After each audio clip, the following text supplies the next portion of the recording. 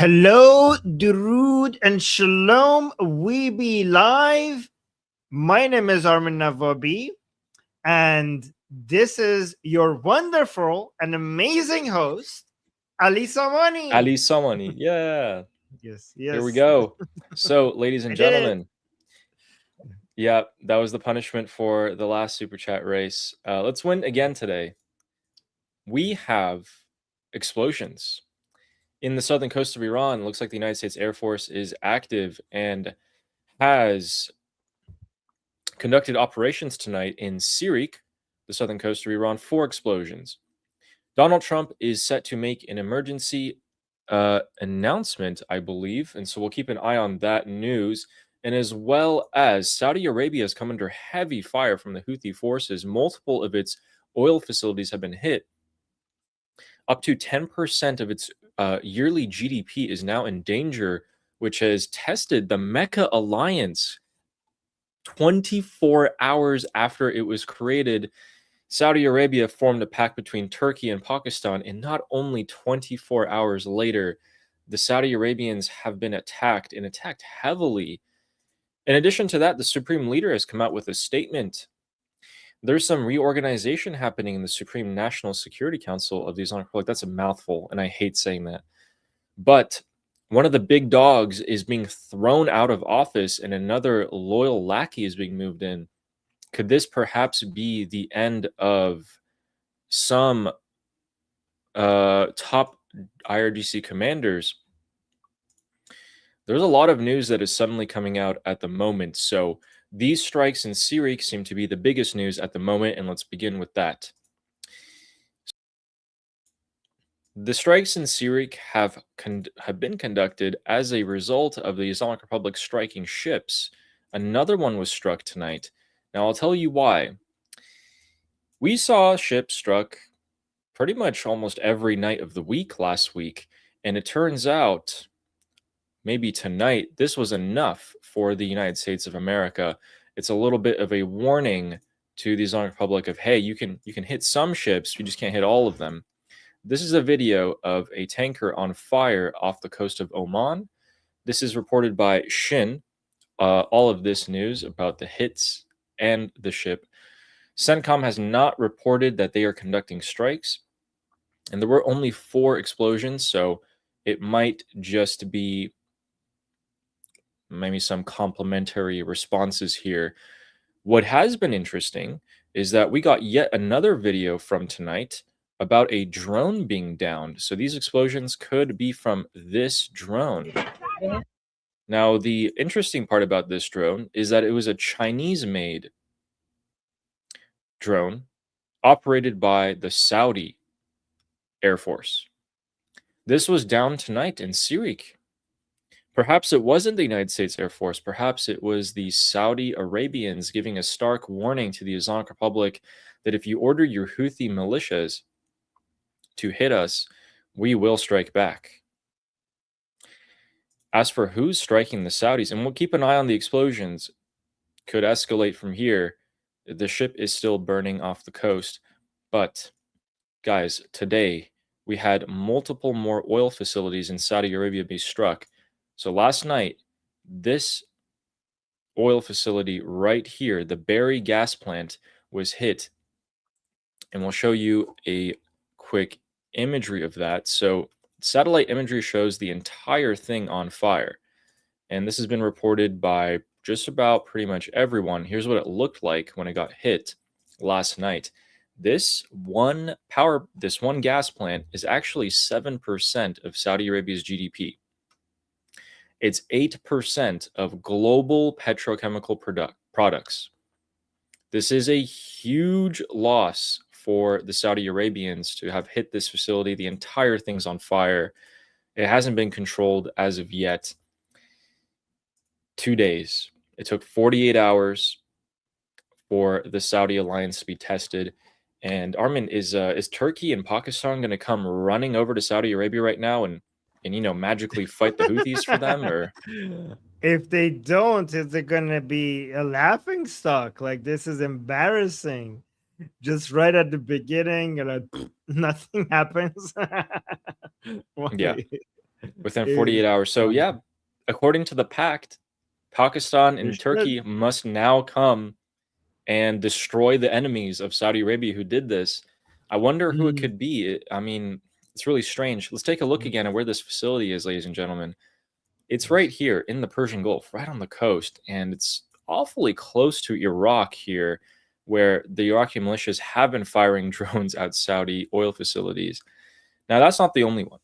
Not only are Pakistan and Turkey now obliged to come and attack Iraqi militias, they are also obliged to attack the Houthis because the Houthis attacked another oil plant in Jazan. This was attacked about 2 to 3 weeks ago, set on complete fire. Most of the facility has been burnt to a crisp, and it was hit once again today. Let's take this picture and show you guys. This is what it looks like from the air. Huge black plume of smoke, and you can see a little fire on the oil storage reserves there. So this fire actually was put was put under control. It was taken out, extinguished, because a lot of the firefighting forces have stayed in this area. Keep in mind, most of this area was burnt to a crisp earlier, a couple of weeks ago. So it looks like they've been on high alert since then, and that was able to be put out. This is a Houthi attack. The Houthis have taken responsibilities. They claimed it was them. And what, interestingly enough, for both of these hits on Saudi Arabia, even though the Houthis have taken credit for it, Saudi Arabia says, we don't know why it happened. We don't know who did it. We're not declaring anything. So this is their loophole, Armin.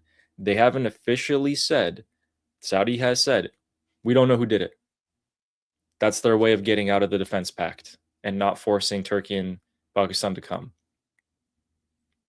Wow, very nice, very convenient. And like, guys, don't worry. We're just gonna. Wait, did anybody did anybody take responsibility for it? The Houthis.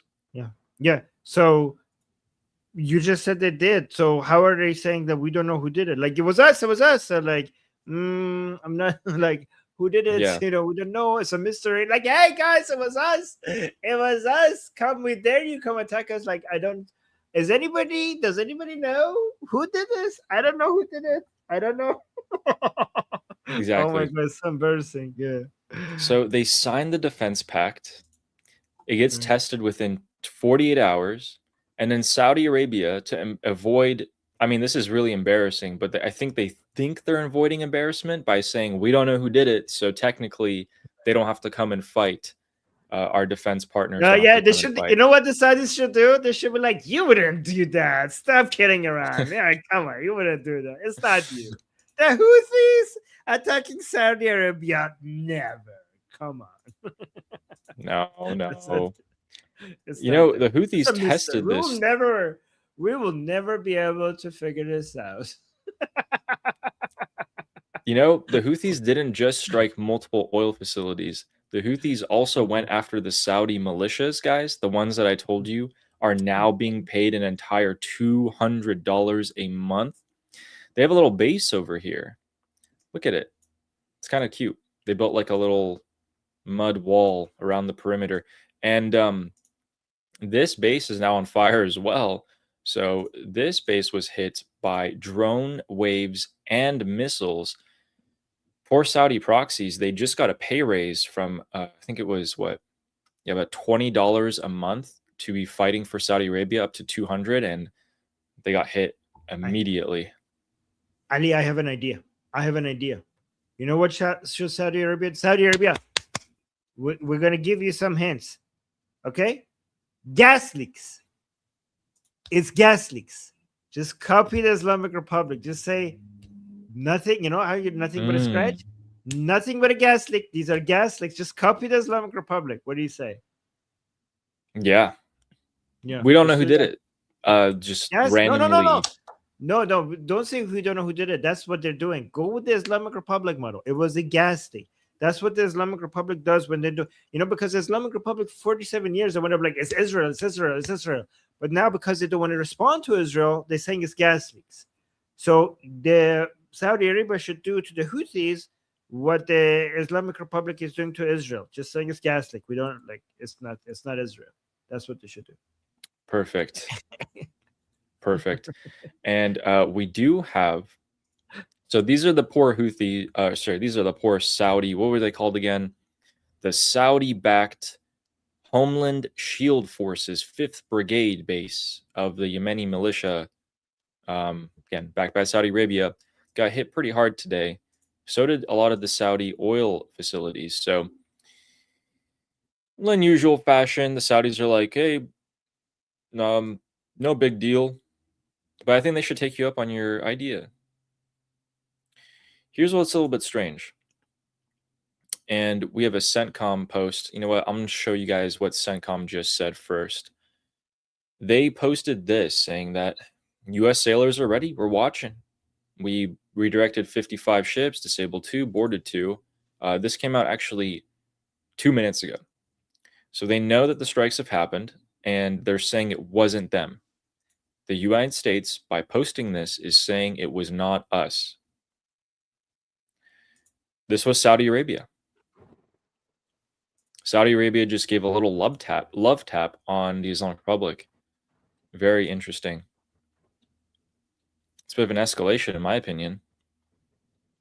And that's not the only escalation of the day. So let's go back to here. Guys, I find it very, very strange that there's a few things happening here that are being missed by some people.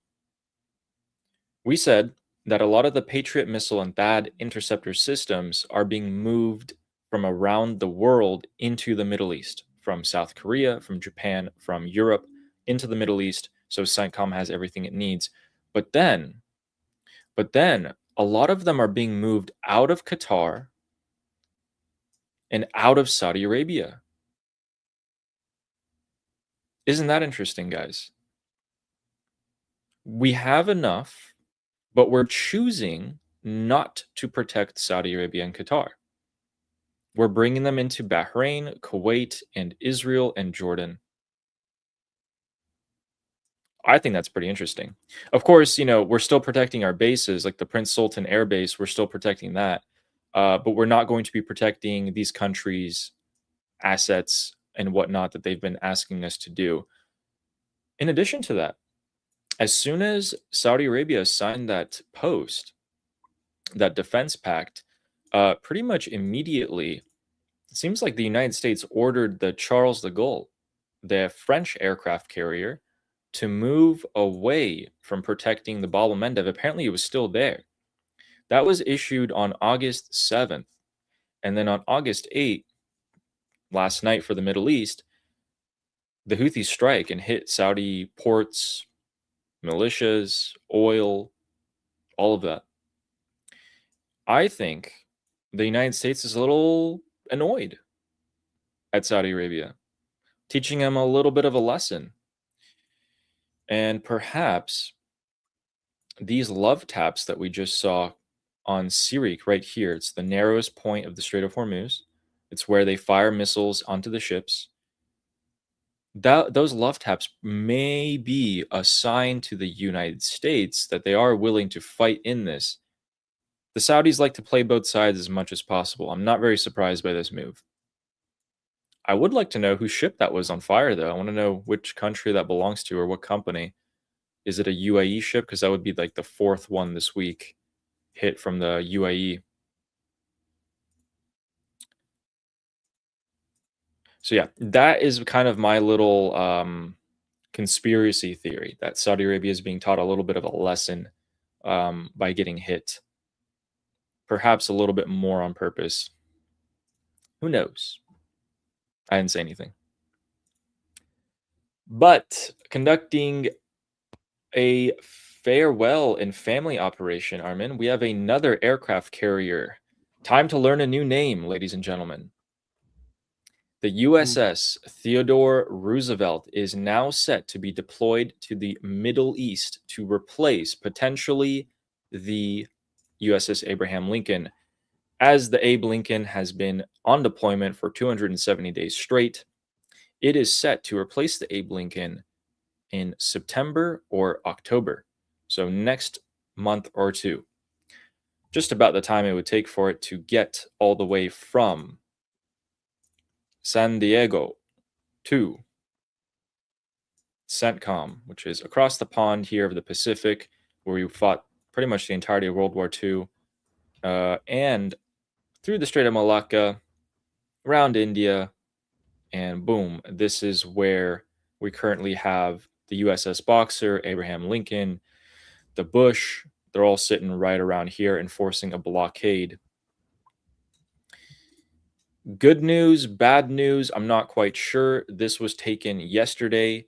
The family members of the Navy crew on this ship were allowed on board for it to have a family cruise around the port of San Diego. And now it's being dispatched to the Middle East.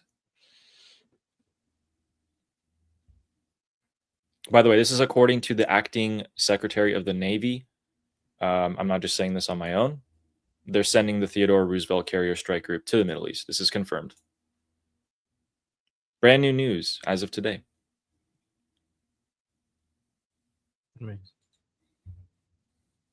Wait, can you show where on the map it is? Again, one more time. Right here. San Diego. Southern California. So and the abilities of it are so amphibious. I saw the back of it. It looks like amphibious, you said, right? Yeah, it looks like the back of it here. It could be. I just got this news about an hour ago. Oh. So is it more of an airstrike carrier group or is it amphibious strike? Yeah, it's a full aircraft carrier. It's got the whole like 60, 70 jets. Yeah. It has, I think it has 2 runways actually. It's a big one.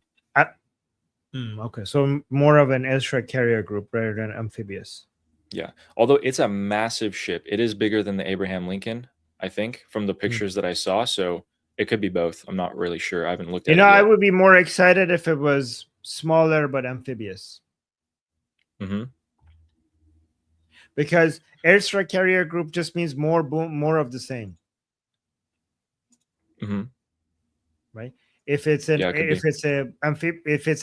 amphibious strike group, then it means like ground operations. Yeah. Yeah.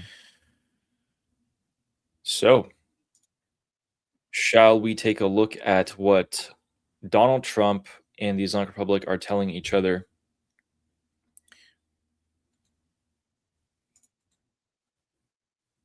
Oh, we have more attacks by the Houthis. Yeah, go on. Oh, no. Go ahead. You go ahead. That's a bigger deal. So it looks like the Houthis have chosen to attack yet again another Saudi facility as of an hour ago. Oh my God. Okay, so this is the Al Mocha oil facility, and it's a Red Sea port city as well. Looks like Yahya Sari, which is the Houthi military spokesperson, the guy who talks super duper fast, he says, yeah, we just hit Al Mocha, and that's actually where Saudi's been building up troops and weapons to attack us. We just hit them with ballistic missiles and waves of drones. The Yemeni government has said, we're trying to engage these incoming drones. So there's some interception explosions in the air around the city, but looks like there is hits because we can just see that from satellite imagery. So this was, so this was earlier. Interesting. This is major escalation right now. This is like, it's spreading. The war is spreading out. So the Houthis just hit 3, apparently, right? They claimed credit for all 3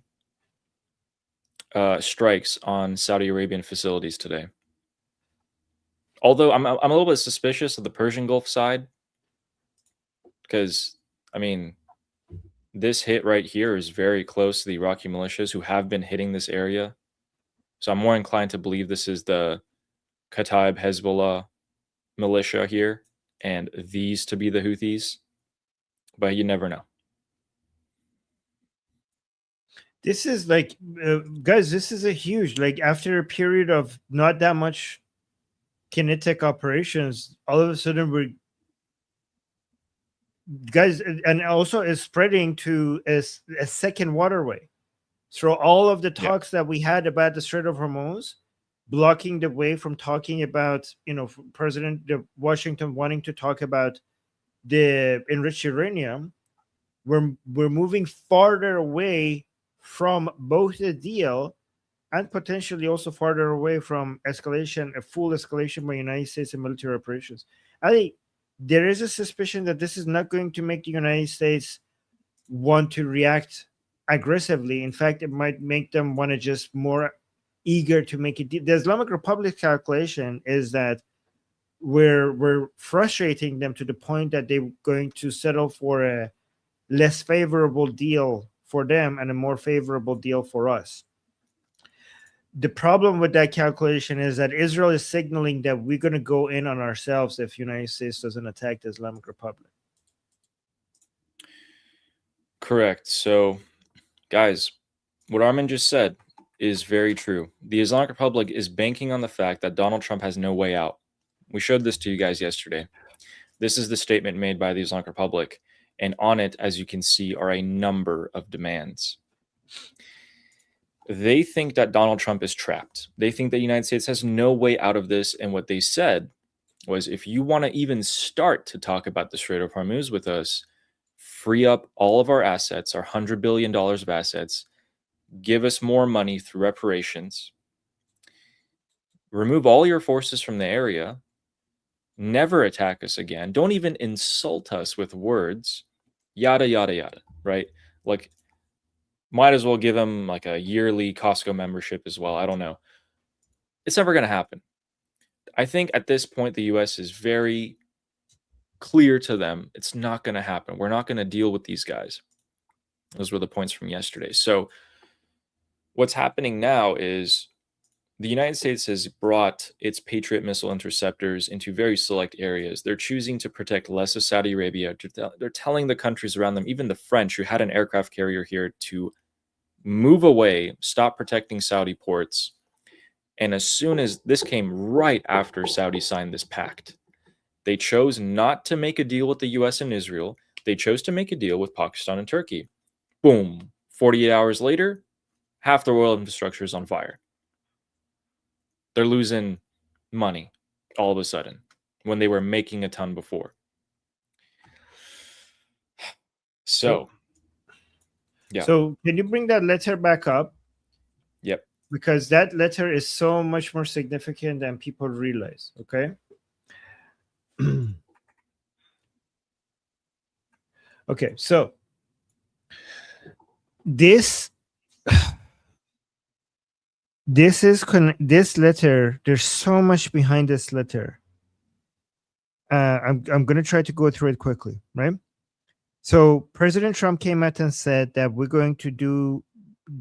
were about to do a huge military operation against the Islamic Republic. So big that we haven't seen anything like it since World War II. Then he canceled it and said that we canceled it because we got a really good deal and we're going to get the results from it in 48 hours. 48 hours passed, and not only we didn't get a deal, this letter was released with 6 demands that shows that the Islamic Republic is still so far away from accepting a deal. The first line says that not only did the first demand is not only that the United States should not be attacking the United States, they shouldn't be even threatening it, and they shouldn't even be insulting anything that is sacred by the Islamic Republic. So that's the first demand, which, I mean, you could see how that's the condition for a deal. Ridiculous.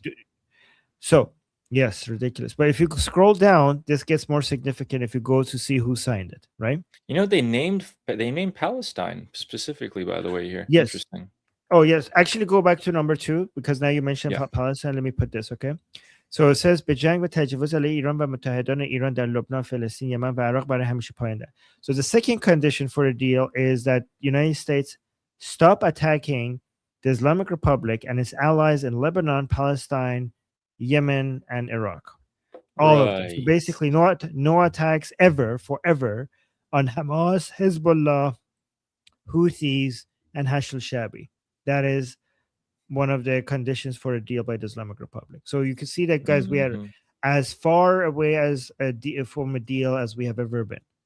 But if you go lower, see who signed it, right? So this is Muhammad Baqir Zulqadr, right? So Muhammad Baqir Zulqadr is, let me bring the Durka bingo sheet card. This goes back to the mullah that Ali was talking about, Kharrazi, right? But let me actually bring the screen. So if you remove this and put this over here, This is our bingo sheet, by is, the way. We have a bingo Yes. sheet of everyone that needs to be eliminated for the Islamic Republic to fall. There's a lot of X's there. Yes, exactly. So Zulqadr is this guy over here. Okay. He's the secretary of the Supreme National Security Council. This is supposed to be the council that makes the decisions regarding security and war for the Islamic Republic, right? Right now, the division, the main division regarding who makes decision about the war right now is between these two bodies, the Supreme National Security Council and the House of the Supreme Leader. There is a war between who actually makes the decision right now. Ghalibaf is said to have control over the Supreme National Security Council. Mujtaba, or whoever speaking on behalf of Mujtaba, is now back in control of the House of the Supreme Leader, his office, the Beit, right, which is this area. So the Supreme National Security Council, under the leadership of Ghalibaf, seems to be more interested in actually getting a deal. The Supreme Leadership Office at the beginning had to accept that and was on Ghalibaf's camp, but Ghalibaf was basically taking so much control over the Supreme Leadership messages, that now the Supreme Leadership Office is pushing back. Game And of Durka. Yes, exactly. So what happened was, during the negotiations with President Trump, the people who are saying yes to President Trump, we're going to have a deal, was from this camp over here, the Supreme National Security Council, except this one, except Jalili, but the rest of them, yes. And the people who were shooting at the ships so that the deals don't happen was Mohsen Rezai, advising the Supreme Leadership Office to shoot at ships and basically destroying the deals, that the negotiations that were happening from this side was being destroyed from the people on this side under the advice of Mohsen Rezai over here. Mohsen Rezai is the military advisor to the Supreme Leader right now. So what happened is that what they see now, the Islamic Republic, is what they're seeing now is that Mohsen Rezai's advice worked. Why? Because they say, like, we start shooting at the ships and we didn't see much of a consequence. The United States didn't do a major military escalation and we seem to be getting our way. So Mohsen Rezai was right, and we now have to regain control over the Supreme National Security Council. And what happened was that this guy over here, which nobody had ever heard of before, came out with a series of statements that basically broke everything within the Islamic Republic. He came out and said, before it was public, he came out and said that he's speaking to gens, that he has connections to people in hell, and the people who were stopping the Islamic Republic from getting a nuclear weapon are now burning in hell, including the person who issued a fatwa against the nuclear weapon, meaning that Ali Khamenei is burning in hell. He also said that Mujtaba Khamenei was pushed out of the Supreme Leadership Office when Ali Khamenei was alive. He also mentioned that we are by somebody called Hijazi. He also mentioned some other people within the office of the Supreme Leadership that are Zionists. I'm almost done. This is important. He also mentioned that we need to make a nuclear bomb now and use it right away, instead of so he said all of that. And a lot of this seemed like cuckoo bananas, like stuff, like even for some jihadi people within the Islamic Republic, like some of them were like, okay. But one thing he said was that is that Zolgad is going to be pushed aside in the Supreme National Security Council, and Mohsen Rezai is going to take his place. That's what he said. Literally, nobody else was saying this before he came out and said it. And then the Office of Supreme Leadership came up with a statement saying that everything that this man said was a lie. And he came out at first and challenged it and said basically, sure, we'll see. And then he came up with another video and said even more crazy things, saying that we're going to kill women without hijab. And if the government tries to stop us, we're going to kill the government as well. And he also said that the government in Iran is satanic and part of the Americans and Zionists, like with the Americans and Zionists, right? Then the day after, he came out with an apology video saying, I'm so sorry. My video was edited and taken out of context. I'm so sorry. I didn't mean anything, right?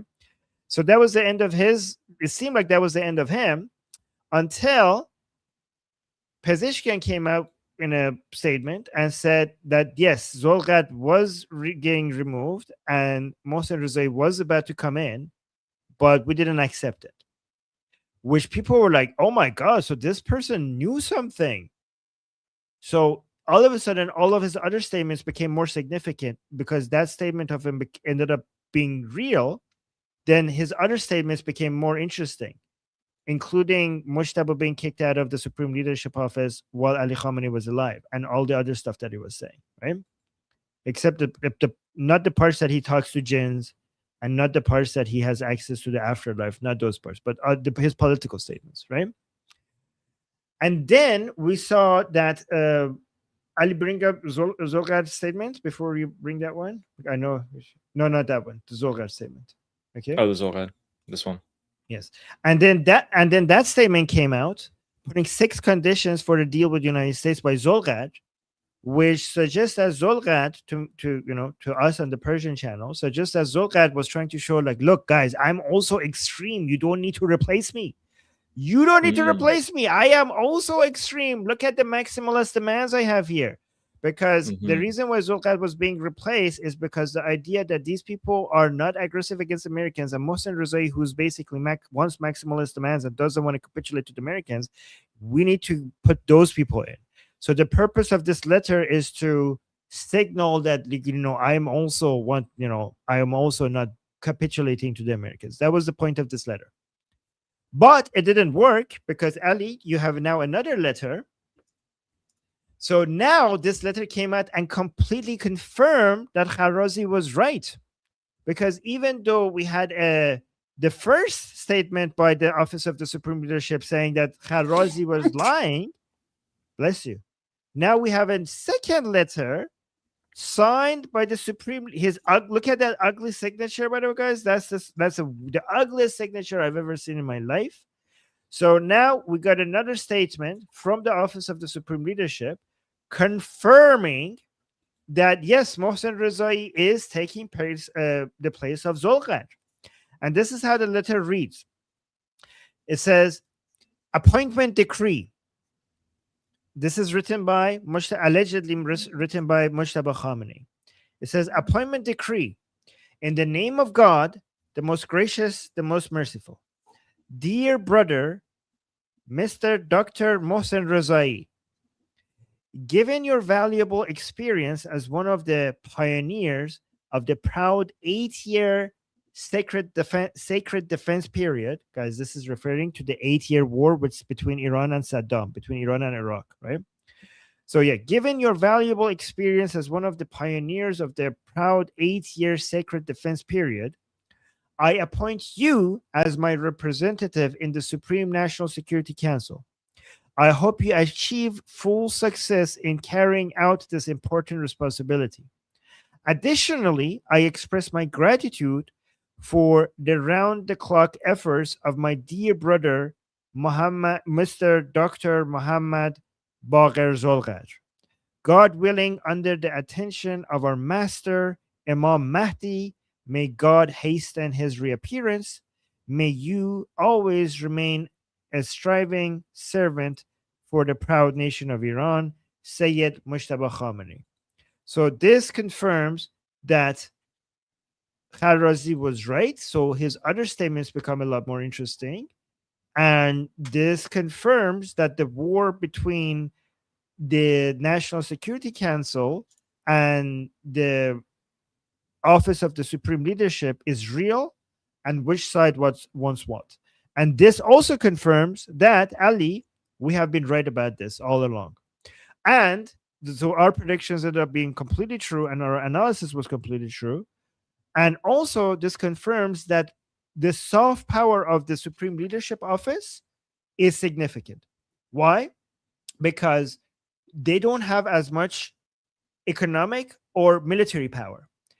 And they were being resisted. So you saw that Khamenei was first trying to put Rezai in the National Security Office. Pezeshkian came out and said, yeah, that's not happening.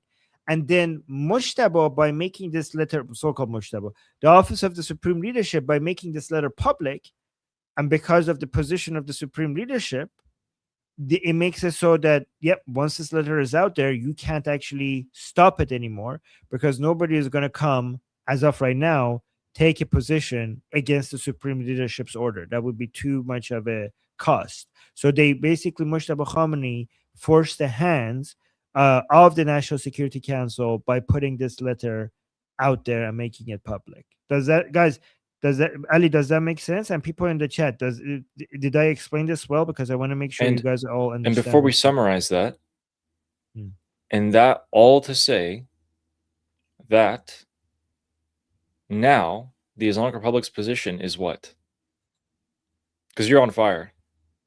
Oh, so that means now the people who want to resist and not capitulate to the Americans now got a little bit more of an upper hand. Ghalibaf's is losing a bit of a control, and the Office of the Supreme Leadership is back. And remember, every time we said that Ghalibaf has now more control, we always said for now. And we said the Office of the Supreme Leadership is irrelevant. We always said for now, they will get their act together and they will have a comeback. This is the comeback. So the Office of the Supreme Leadership is not as relevant as when Ali Khamenei was alive because Mushtaba is missing. So they're limited in how much influence they could have, but they are having somewhat of a comeback. Did they answer your question? Does that make sense? Yeah. So to your average American, the quote unquote hardliners who want to go to war and fight America are now emerging as the stronger power. They're gaining an upper hand. Yes. That, along with everything we said before the stream, we'll dive back into this to summarize it for you guys, but everything we just said with Saudi Arabia, with the moving of the defensive interceptor systems, the Patriots, the THAADs, the Islamic Republic is now pushing back for war and no concessions to the United States. The defense pact between these countries, everything. By the way, the militias in Iraq have a month to disarm. Everything is going back to full-scale war. But this time, in my opinion, we're not going to see a war just between the United States, Israel, and Iran. We're going to see a war throughout the entirety of the Middle East with most countries involved. Even if they're not fighting Iran or the US, they will be fighting each other. The Arabs, the Muslims will be fighting each other. So shall we summarize what you just said? Guys. Yes. Before you summarize, I just want to clarify because people are saying Mushtaba is dead or alive. Everything I said is still true either way. Because if you pay attention to how I'm using my words, I'm saying the Office of the Supreme Leadership, the people who are speaking on behalf of Mushtaba, right? So everything I said is true, whether there is a Mushtaba or there is no Mushtaba. It covers both of them because the Office of the Supreme Leadership is still a thing, even if Mushtaba is dead. But go on, Ali. The Supreme, stop calling it, the Council of the Islamic Republic, and the Supreme Leader. The Security Council. Right, but we're just going to abbreviate it to the council. So we Because have the council. because there's so many councils. They have so many councils, so you have to. Right, like, but I just want to simplify it for like they don't need to know about oh, all the okay. other councils. I'm sorry. Yeah. I'm sorry. I'm sorry. I'm No, sorry. no, no, no, no, I'll no, no, stop no now. worries, no worries. No, no, Armin, no worries. So we got the council. These guys decide war. We go to war. We don't go to war. What do we do? Then you got the supreme leader, who's supposed to have the final say over everything. The council is supposed to advise him. But after this last supreme leader died, well, now you're kind of like, wait, is the supreme leader higher up? Is the council higher up? What's going on? The council, controlled by Ghalibaf, was we are moderates. We, the Islamic Republic, are moderates. We want to negotiate. But now, the United States is not really supporting Ghalibaf anymore. They tried their Delcy Rodriguez strategy from Venezuela and Iran. It didn't work. They're perhaps moving past Ghalibaf. And now the hardliners are getting more of an upper hand, and they want to go back to war with the United States of America. They don't want to face domestic issues inside of Iran. They want to face a united enemy. They want to unite themselves instead of fighting each other within. Unite themselves, go after the Zionists and the Americans.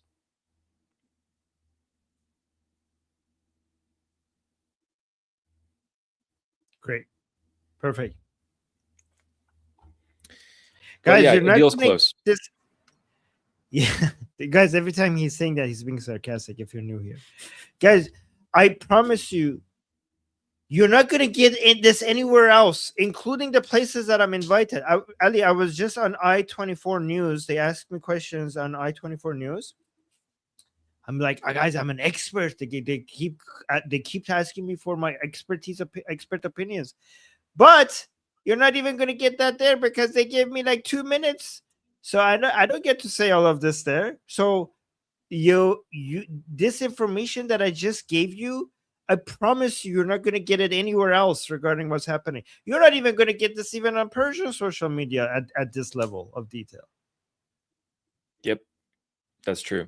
And we do get into nitty gritty, but then we do summarize it for you guys. If you listen through it, you will get the very simplified version, and you're able to see just from the past few months, if you watched our show, what we say has come true.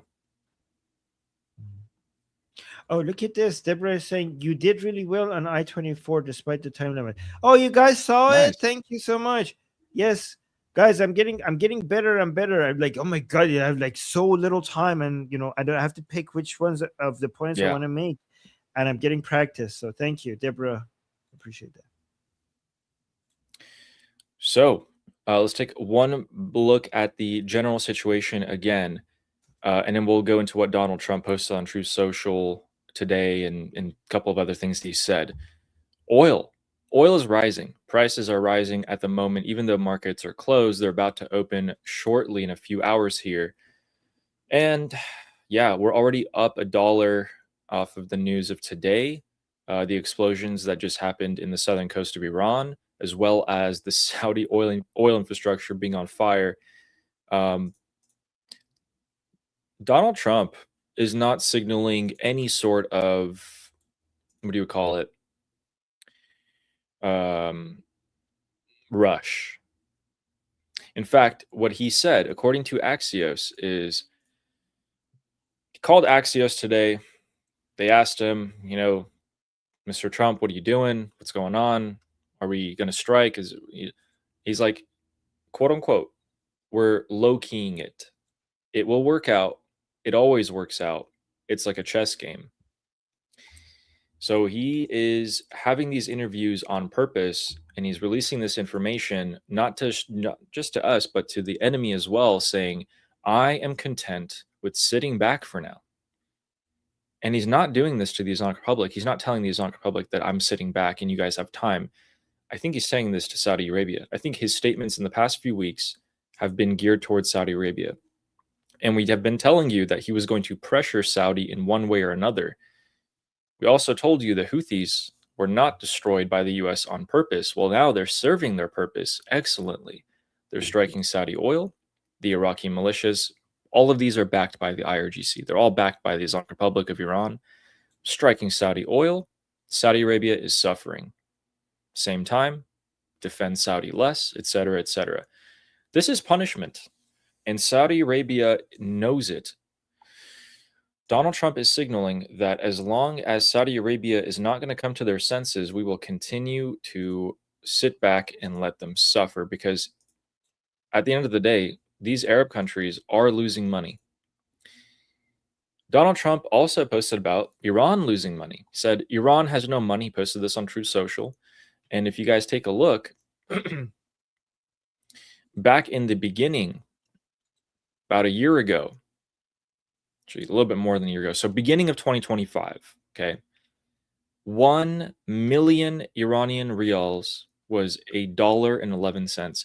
Well, now that same value is 53 cents. So it's depreciated a lot, but also he's using 1 million rials. So if we zoom out even more, guys, from 1979, when the Islamic Republic took power in Iran, till now, the rial has depreciated 98 almost 99% in value.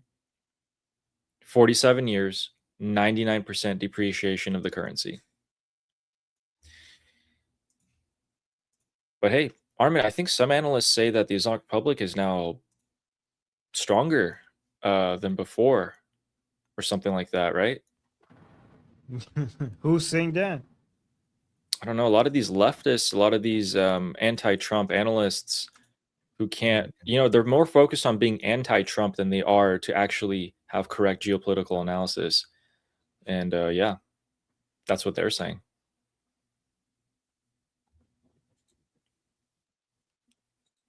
Yes.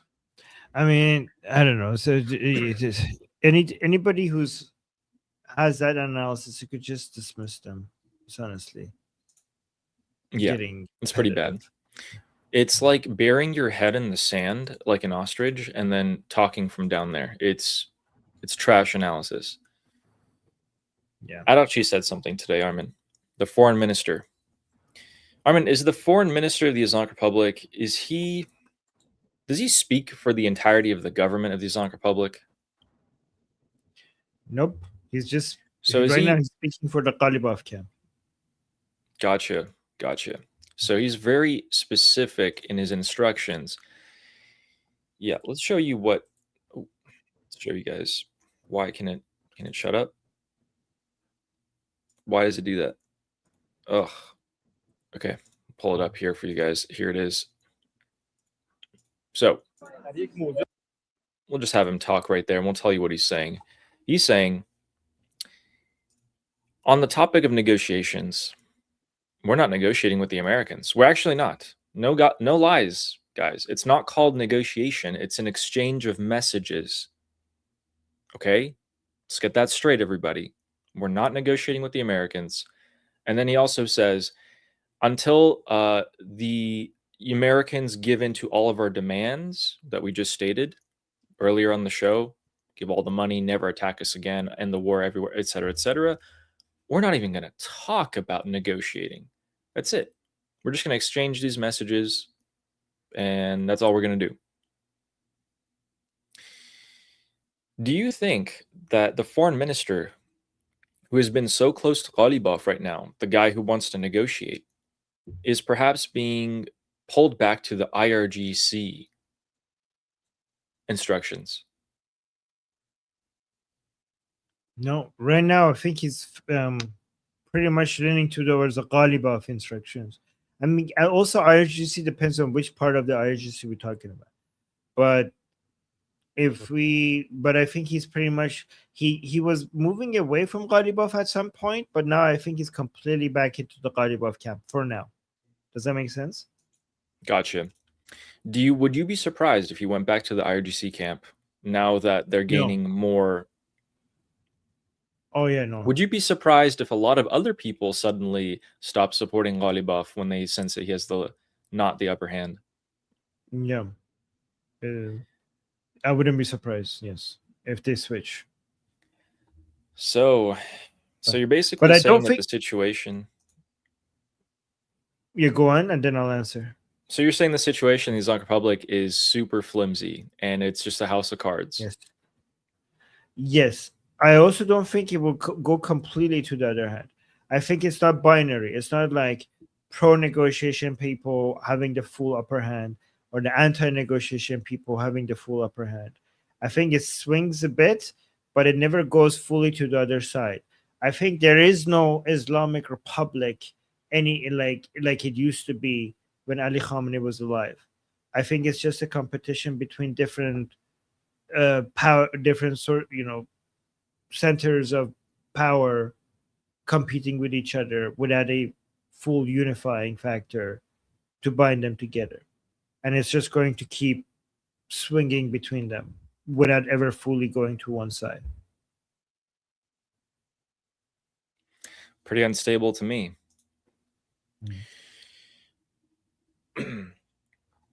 There's always the card that Donald Trump can play. The US can and is, it seemingly, playing the card by saying there's no rush. They're going to fail economically. So we're going to sit back, let the pressure on the Islamic Republic build in terms of money. They haven't been able to export their oil for a while now. And when the situation in the ports of Iran look like this, if we go down here into the Strait of Hormuz, we have one of the most important ports in Iran. Right next to Bandar Abbas, we have the Rajai port, responsible for 90% of container shipping in Iran. Let's take a look at what it looks like as of today. It looks a little empty to me. Usually these are stacked pretty high up. And we are seeing that because of the blockade, well, not a lot of ships have been able to get through to deliver some of this cargo that the IRGC may be needing. And as a result, the port is a little bit of a ghost town at the moment. It's pretty empty to me. I don't know about you. Wow. So they're not doing so good on the shipping part. They're also not doing so good on the Karg Island front. Karg Island has significantly lowered its production. I would say about 90%. And the oil flares that we were actually not able to pick up before because they were so faint, we were able to pick up with more advanced satellite imagery. They're tiny. They're tiny. Their operations have basically halted. The ships that used to be here in line to load up on oil, they're just not there anymore. Pressure's building. That's why they lowered their production, is because they're trying to keep as low physical pressure as possible on their systems while still keeping them operable, which means long game. Long game on the oil front for the Islamic Republic. On the negotiating front, back to war. They've been moving their troops to the south of Iran, anticipating a possible land invasion here, or even talking about invading Kuwait. At the same time, there's nothing they can do about the blockade. Absolutely nothing they can do. And that is the biggest hammer coming down on their heads. There's just nothing they can do about it. So, low risk, high reward for Donald Trump. Sit back, let the blockade keep doing its work, and watch the Islamic Republic deteriorate further and further. There's just one problem with that, Armin. There is just one problem with that. The United States is running out of oil. Our oil reserves are continuing to deteriorate. We cannot sit back forever. Since early April, we had 712 million barrels in inventory. We drew out over 160 million. We released another 100 million in March, then another 100 million in June, then another one, and now we're down to 305 million barrels. We had 712 million early April. We are now in early August. We have 305 million. That's a 407 million barrel decrease, putting us at the lowest we have had since 1983. We don't have forever. We got to get a move on at some point. everyone's on everyone has their own domestic issues to deal with. There's always a time clock somewhere. And regarding that itself, the Pentagon has put in a new memo to Lockheed Martin, to all these defense companies, and they're telling them, hurry the F up. It is not acceptable. You guys actually have 21 days to come up with new plans to expedite Patriot missile interceptors production, the Tomahawks, everything. We want everything. You have 21 days. If you don't give us plans within 21 days, we're putting the pressure on you guys. There we go. I just find that a little bit funny, though, now that they're pressuring all these defense companies, the Pentagon is, because at the same time, they're actually about to sell 5,250 interceptors to the Persian Gulf Arab countries. They put in an order for 5,200, and America approved that. I don't know how we're going to produce the extra 5,000 for them, for the Arabs, and then also enough for our own needs, because we just emptied our stocks from Europe and Asia as well to pull them into the Middle East for this upcoming war. Hey, if you guys are engineers, if you're selling it to the Persian Arab countries, aren't you defending your troops and getting paid for it anyways? Because your bases, your US bases are there. So instead of using this missile defenses yourself and counting it as an expense, you sell it to the Arabs and they have to use it to defend their territory, which your US bases happen to be in. So instead of it having it as an expense, you consider it a revenue. You can, except it'll take some time for them to get those interceptors. 5,000. It's gonna take a bit. So that production is the bottleneck. And if we're trying to produce for ourselves at the same time, that's my foreseeable problem that I see with the rate of production. But yeah, you're right. At the end, double purpose, 2 birds with 1 stone.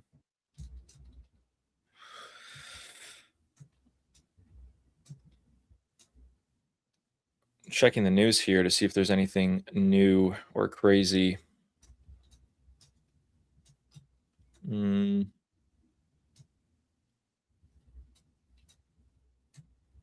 Okay. Gotcha. All right. Let's go back to the Middle East here. We have a gas leak inside of Iran, which by the way, when we say gas leak, we mean explosion. Something set on fire, something exploded. The Islamic Republic likes to label it as a gas leak. We have one of those. We have a death count from the 40-day war that the Islamic Republic has released in an official statement. Then we also have some Taiwan and Turkey news. So let's begin with Turkey. Starting here, for those of you who don't know, the country of Turkey and Iran do share a border, and it's a pretty sizable border. Turkey has begun the construction of a wall along the border with Iran. So as you can see here, these are Turkish troops patrolling this wall that they have just built the past couple of months. This is a 6-kilometer wall. It's not, the biggest. It doesn't span the entire border or anything. It's just 6,000 meters, just a few miles of it in some strategic areas. But it looks like these are raising some questions. Is Turkey scared that in this upcoming war, Donald Trump will strike Iran's infrastructure, destroy the power plants, and force millions of Iranians to flee? One of the top locations, Armin, for Iranians to immigrate out of Iran at the moment is Turkey, isn't it? Yep. So it does look like they're trying to prepare for that. But Armin, in your personal opinion, and I'll give mine, do you think Donald Trump might strike the infrastructure of Iran and put the country back to the Stone Ages? I think if the infrastructure are hit, they might hit it in a way that puts them out of um, or they're temporarily, but in a way that they are rebuildable. Like it's not like the whole, they can hit the infrastructure like power plants in a way that it doesn't bring the whole thing tumbling down, but puts them out of order, but rebuildable. But even if they do go all out and destroy like a lot of the infrastructure, we're not going to go back to the Stone Ages. Even if all the power plants are destroyed, the knowledge and the experience that the Iran and the institutions that are there that the Iranian people have means that they're rebuilding it is, can be done in a very short period of time, especially with the oil and gas that we have. We don't need a Marshall Plan like Germany did after their entire infrastructure was destroyed. We have more oil and gas money than the Marshall Plan provided for the Germans, and the Germans rebuilt their infrastructure after World War II was destroyed. 70% of their entire infrastructure was destroyed. That is unbelievable. That's an unbelievable number. So, and they rebuilt really fast after the infrastructure was destroyed after the World War II. Again, people say, well, they had the Marshall Plan. Okay, but we have more. We have oil and gas, and the Iranian people also have proven that even without oil and gas money, we rebuilt Iran extremely fast after the fall of the Qajar dynasty. Reza Shah built Iran extremely fast in a few years. So we already have experience doing that, and we have nothing short of the Germans. If the Germans could rebuild Germany and becomes Europe's greatest economy, we can do that as well, even if the infrastructure is taken out. If you're talking about will we have mass migration from Iran to Turkey, probably not. We might have, we're probably going to have a lot of migration from outside to Iran because Iranians would want to come back to Iran. However, the concerns for mass migration to Turkey is not unjustified because many people from Afghanistan and Pakistan would want to go through Iran in the period of chaos to make it through Iran to Turkey to Europe while the Islamic Republic is not there. So that might be a genuine concern, not from the Iranians themselves, but from the Pakistanis and Afghanistanis that might take advantage of the period of time where there's no Islamic Republic to just go through and then go to Turkey and then to Europe. Does that make sense? Makes total sense. Great point about the Muslim immigrants trying to get into Europe via Iran and Turkey. Definitely a possibility. I'm going to push back on one of these points. What if, for the IRGC to finally believe that this is it, Donald Trump is coming for their heads, and for them to believe that they have nothing left to lose anymore, would Donald Trump have to actually hit and destroy the power plants fully, not just in specific areas, so that they're able to be rebuilt soon? If the IRGC see it's able to be rebuilt soon, they might not think this is it. This is the final battle. Yeah, I mean, it might take it. Yes, you're right. We might get to a point where hitting the infrastructures completely is the only way to do this. However, why do that when you have the ability to just kill all the regime leaders in one go and see if that will give you regime change before you hit the infrastructure? Some people might disagree with that and just don't take a chance. We don't want to give them a chance. Just hit everything possible to just give them zero chances, because nothing is more important than getting rid of the Islamic Republic. The Iranian people are being taken away from us, and that is not replaceable. Infrastructure is replaceable. The people are not replaceable. And Iranian people are the main infrastructure that Iran has, not the power plants, not the bridges. So why take a chance? Just take out everything and get rid of this cancer once and for all. Yep. So I think that most likely Donald Trump will strike some power plants and destroy them completely, some of them. If he destroys some, it will still give the impression that the IRGC this is it. He's going for the final thing. He doesn't have to destroy all of them. He just needs the IRGC to believe that he's going for them fully. That will throw Iran under a massive blackout for a while. We're already struggling with electricity needs. We're struggling so much that the Islamic Republic is seeking to import 125 megawatts from Turkey. That report actually got released today. So there is an electricity shortage. There's shortages every day, actually. One thing against it, though, why Donald Trump wouldn't do this, and in addition to what you said, because I do agree with what you said, he is more of a businessman. How is he going to recoup his costs in Iran if Iran's taken back to the Stone Age? He's using the Arabs right now to make more money, and they've made a lot of money. The United States has made $100 billion in the past 5 months selling oil. That is a record.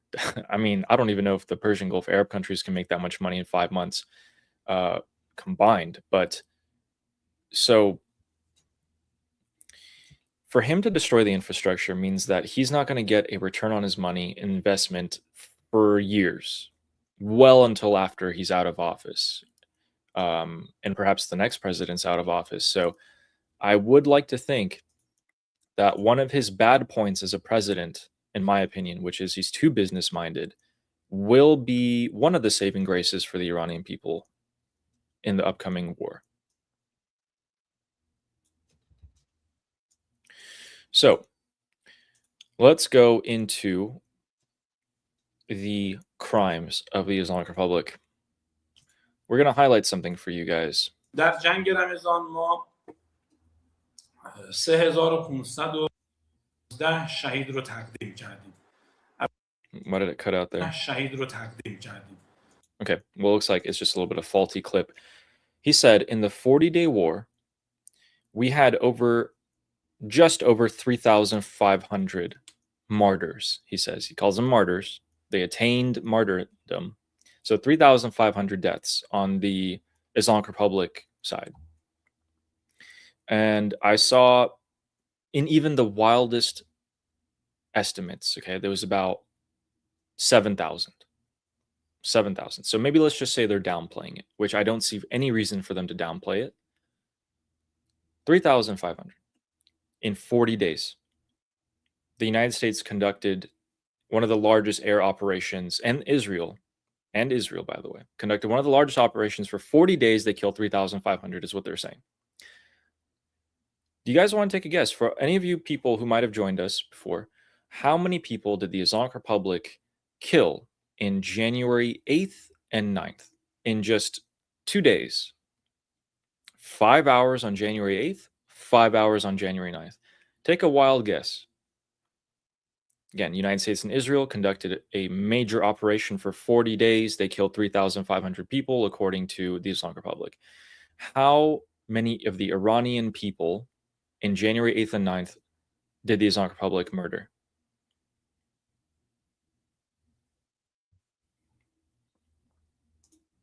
There you go. Brandon Knapp, Hugh, correct. Lasher, all of you guys, just general ballpark it, correct.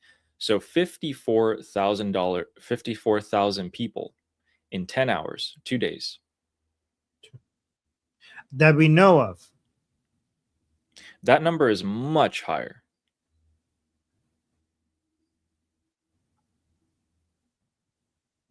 And they have the audacity.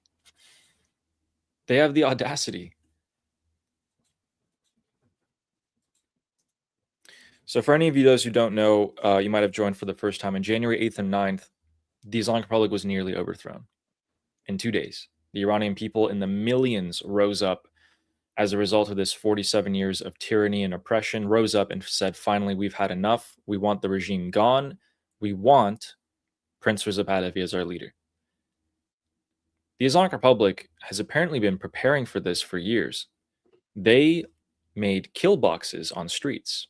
They ran people over with armored vehicles. They brought out dushkas, anti-aircraft gun, and shot it into crowds. They trained and they executed plans. They drafted up plans to how to most efficiently kill civilians.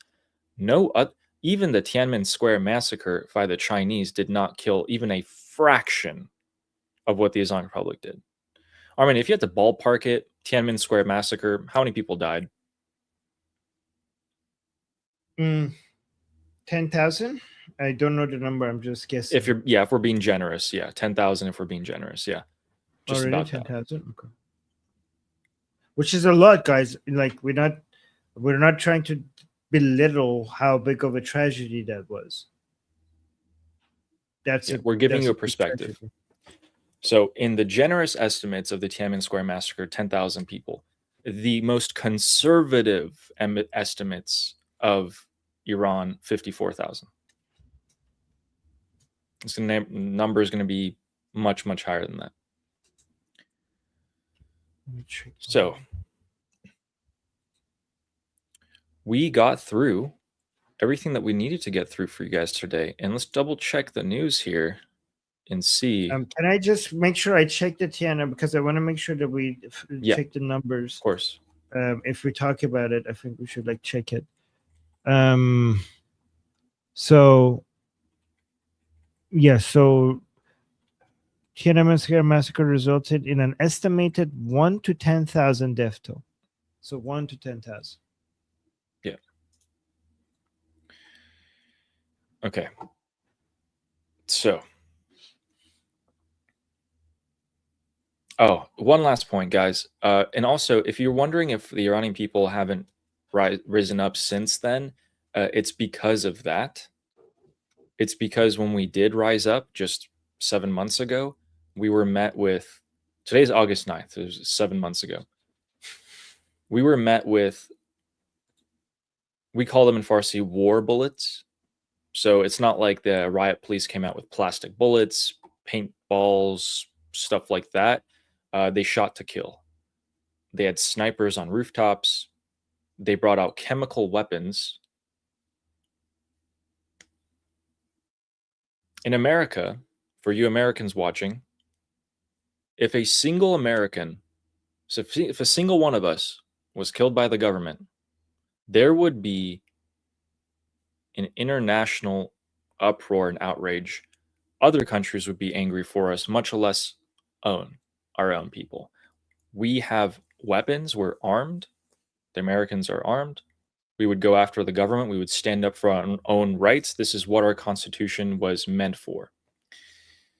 Well, in Iran, 90% of the population who doesn't want the government does not have such liberties. And I would love to see for an amendment in a future Iran. Actually, we don't even need an amendment. We'll just write into the future constitution, arming the people. People should be allowed to have guns. We can never let something like this repeat. And the Americans pioneered this idea 250 years ago. By the way, now that we mentioned that, can I show the last video that we talked about regarding Iranian people? Yeah. Okay, so guys, this is the last video here. The Iranian people send me videos from inside Iran, showing that they want to get armed, and I posted on social media, right? So based on I tell them what works, and they make videos like that, and they send it to me on Telegram, right? So I tell them. Can I hype you up a little bit for this? Just so people know exactly what you're doing. Guys, Mark Levin, higher ups in the Iranian opposition, people at very high levels of the US government have seen Armin's work. Armin has told people inside Iran that if you want to be armed, send us videos. Tell us, show that you're in Iran, say arm us, let the world hear what you want, if this is what you want. And they did so. Yes. They sent me many videos, and this is the latest one. I have more. I will release the rest of them once they're edited. I'll put the link to this one in the chat. If you guys please go share it, because the people who send me these videos, they took a huge risk making them. The punishment for this is death in Iran. So let me just play this one. So I told them, let me mute it. I told them to go outside, because they used to send me these videos from inside their homes. I told them that's not a good idea for two reasons. First of all, they could identify you based on where you live. Two, the people outside are not going to believe that this is from inside Iran, because you can't tell that this is inside Iran. I told them to send me these videos from outside, get some shop names and cars, there so that people could easily identify that this is actually inside Iran. So this is the Iranian people saying that they're ready to get armed so that they could do an uprising. Also, by the way, here's the first video, because I got a lot of these videos, but I never forget the first one that was sent to me, like this one. It's been a while. Like the one that Mark Levin quote tweeted that went viral is this one. This is the one. This one went viral. He quote tweeted two of them, but this is the one that went viral.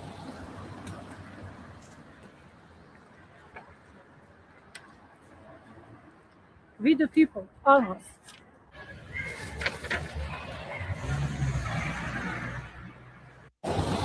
So, guys, when she sent it to me, I told her like, "Hey, your face is showing. That's pretty dangerous.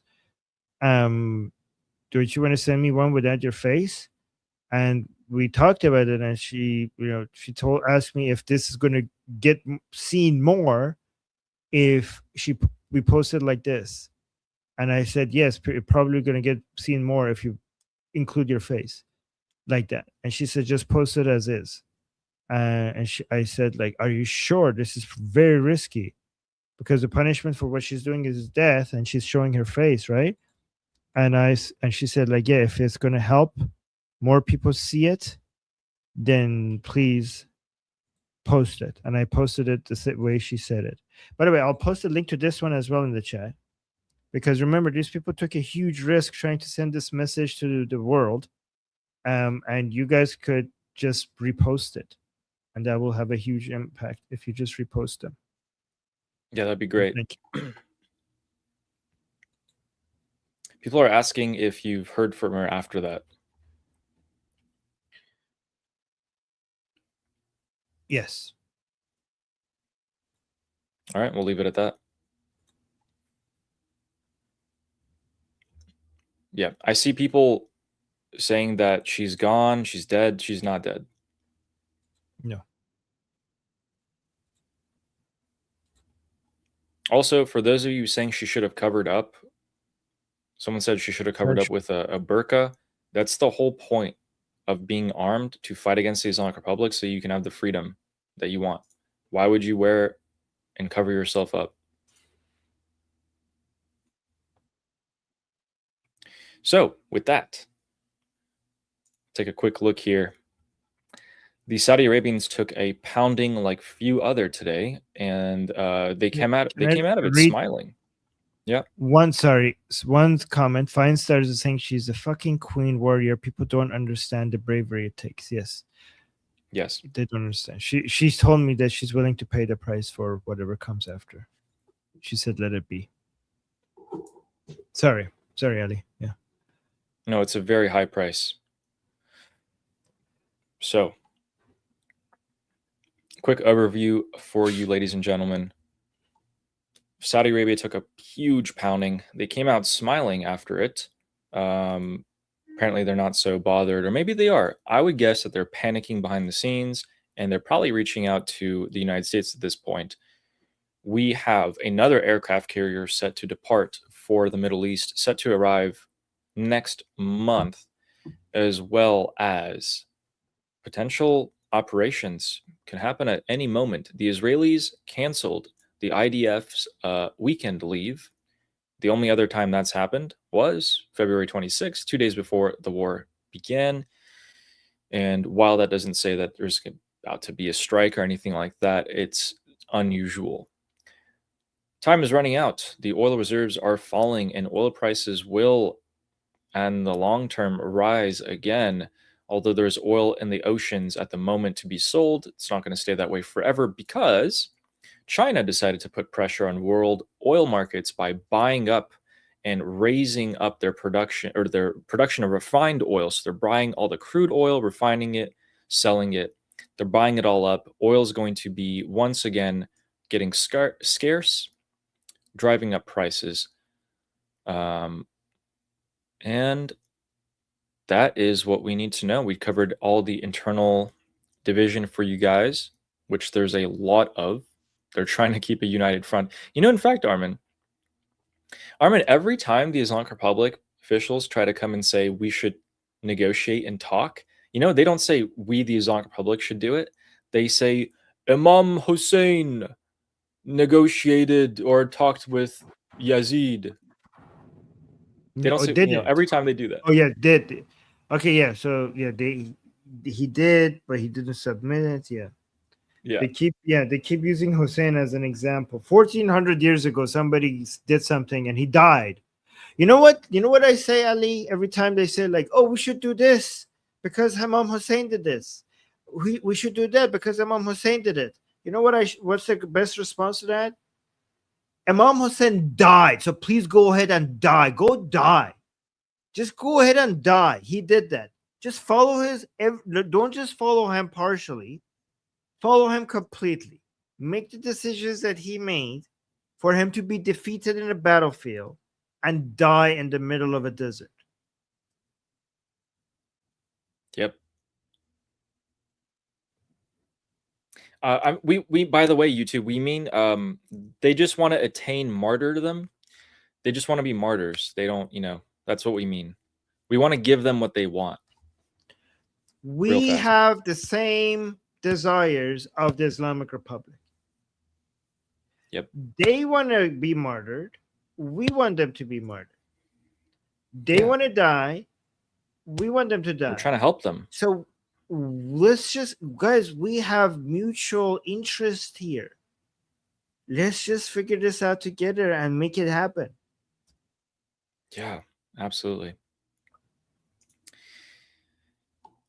We have a super chat here from Light Wolf saying, loving the live stream, guys. Keep up the good work. Thank you so much, Light Wolf. Appreciate that. And, oh, by the way, Armin, you won the race today. I actually have not hit confetti, so I know that you won. Oh, wow. Ali has not hit confetti at all yet. Oh, my God. Wow. Oh, man. All right. Well, at least maybe the chat has to decide my punishment or something. I don't know. No, we already decided. Santur next time. Okay. We'll do all right, we'll do it. By the way, Fine Stars, I don't know if you were here. I did the thing at the beginning of the show that you said. I said, here with my wonderful, amazing host, Ali Samani. So you missed it. You weren't here. You decided it, and I did it. Yeah, don't be I'm just kidding. Don't be a sore winner. I'm just kidding. I'm kidding. Don't be a sore winner. Okay. No, Nail Bunny, the reason why I'm saying it's so embarrassing, why did Ali doesn't get super chat? You don't understand what I'm doing. You should know me better. I'm doing that so people on his chat are like, oh my God, he's not yet 10. He still hasn't got confetti. That is embarrassing. Let's get him there. That's what I'm doing.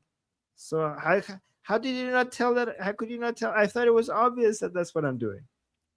Yeah, it's so embarrassing. Ali is still no confetti. Wow. And guys, about 30 to 40% of you watch and don't subscribe. So please consider subscribing, since the war will be kicking off pretty soon at any moment.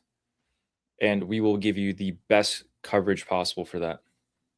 And the best punishments, because I just came up with the punishment. So guys, the next punishment is Ali's going to play Santur for us. Okay. If I win again, we're going to have Baby Yoda Santur. So Ali's going to play Santur while singing Baby Yoda. And he's going to have to come up with something. A Baby Yoda, like Baby Yoda. Baby, I don't know how that's what he's supposed to.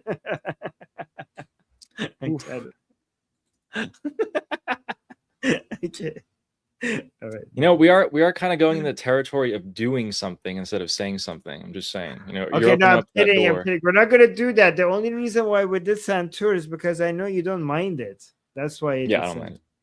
Although I got, I was like so much more anxious playing that here than I am. Yeah, it makes sense. So our next super chat is from. Okay. Huh? Okay. No, nothing yet. Read it. Our next super chat is from Kansas Warcraft player saying, Armin, thank you for playing that trailer from last stream. The problem I have with people claiming quote unquote freedom speech is that they seem to mean it's quote unquote my right to be heard or respected. Thanks again for everything. Yes, that is a misunderstanding. Thank you so much. And that is a misunderstanding that people have. I am a free speech maximalist, not absolutist, but maximalist. And people think freedom of speech means that you have a right to an audience. People think that freedom of speech, that means that you have the right to freedom from any consequences for your speech. And people think that freedom of speech means that you have the right to be heard. You have a right to an audience. You have the right to a platform. You have the right to keep your job while saying whatever garbage you want to say. Freedom of speech means none of that. Freedom of speech only protects you from certain consequences for your speech. Not all consequences, but certain consequences. And those consequences are the government punishing you, imprisoning you, torturing you, fining you, withholding protection from you.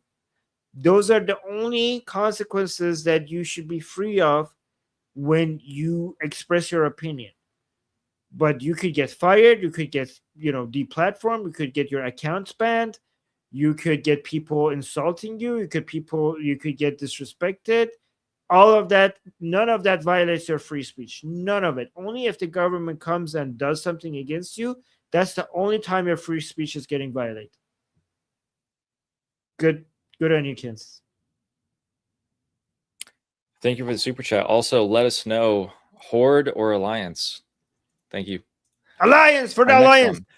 which is, guys, Alliance is Western civilization. Horde is Islamic jihadi barbers. That's not. I mean, That's not what it is. Just look at it. It's obvious that It's so obvious that Alliance was meant to look like Western civilization. It was obvious. Maybe. And our next one is from Jimmy the Gin, saying, instead of saying "Long Live America," I think we should say "America F yeah." Okay. Yeah, maybe.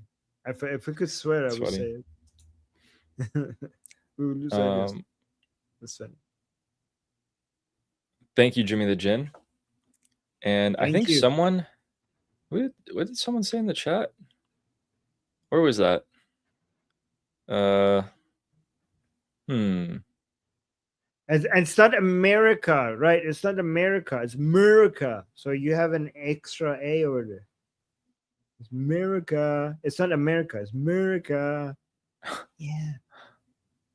Okay. What? Thank you, Jimmy the Gin. No, people are calling each other like Ali supporters or Armin supporters on the chat. Ooh. It's getting that serious now. We're starting a civil war. Oh no. And our next one is saying, next one from Ryan Graham saying, donating to Keep Ali in Check fund. Yes. You don't have to worry about that one. We ain't winning today. We might win tomorrow though. Wait, so what's the score now? It's 5-3. 2. Oh, 3. 5-3. Because I won yesterday. Yeah. Okay. We're 2 down. We can come back from that. Thank you, Ryan Graham. And Sure. Nollybug, who's been a member for 1 month, says, sending love to you both. Thank you all for you do. Thank you for all you do. Hey, thank you for watching. Thank we you know for being here with you us. like the stream. Thank you very much. Yes. Thank you, Nollybug. And Pagan Lord, okay, says, thank you, Liberty Love Politics TV, for the shows. Appreciate the dedication and hard work. Oh, Thank you. Ooh. Yeah, Liberty Politics TV. There we go. I like that one. Thank you. Wes is saying, I'm an Ali supporter because he's so deadpan. I can't help it.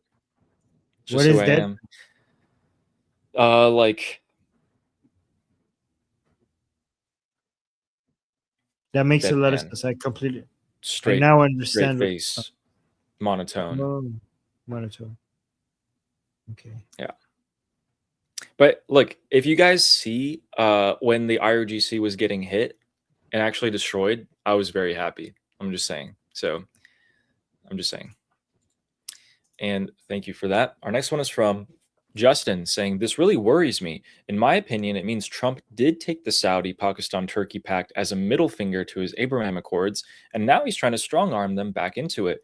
Means AA is Trump's goal. What's AA? Abrahamic Accord. Oh. Well, yeah. Yep. Yeah. No, I agree with you. It is a middle Pretty finger straightforward. to the Abrahamic Accord. Yeah. Yeah, pretty much. Looks like they're gonna have to pay a little bit for that. Thank you, Justin. But you're right. And Fizz Engesis with the super sticker. Thank you very much. Hope you're doing well. Appreciate that. And Rooster saying here for the race. Well, yes. I think you got your wish. Yes. Wait, Rooster was on my side or on your side? Let me see. Your side. Oh yes, Rooster. Thank you.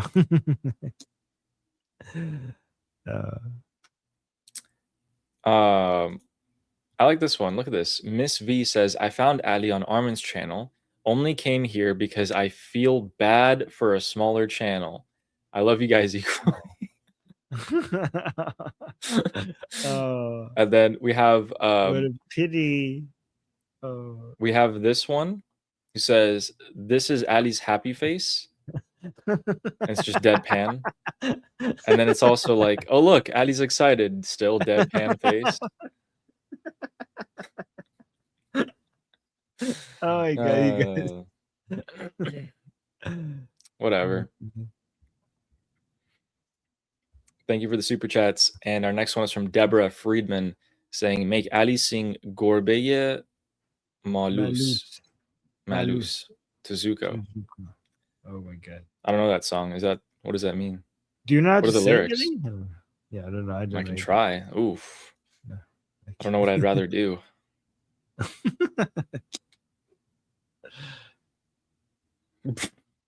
Okay, we have this comment saying from Magnum Opus saying, I think Ali has a touch of the tism, to be honest. He's a member of my club. I hate to disappoint you, Magnum. I actually do not have autism. What? Oh, I sincerely apologize. Thank you. I'm flattered that it seems like I do. Oh man. But yeah, Deborah, I don't know. Maybe. Thank you for the super chat. And RG Rapoport says, for the game, ET for the team. Okay, you know what? You guys are unreal. Saying all scientists are somewhere on the spectrum. You never know. Undiagnosed. Okay. Cool. Wow. Miss V's taking my side. See, look, the person who feels bad for me saying Ali is reserved, not autistic. Oh man. Okay. Thank you, RG Rappaport. Appreciate you. Thank you. And James Moore saying, superimpose those two signatures. If they are identical, it's not real. And Mujtaba is like a parrot, pining for the fjords.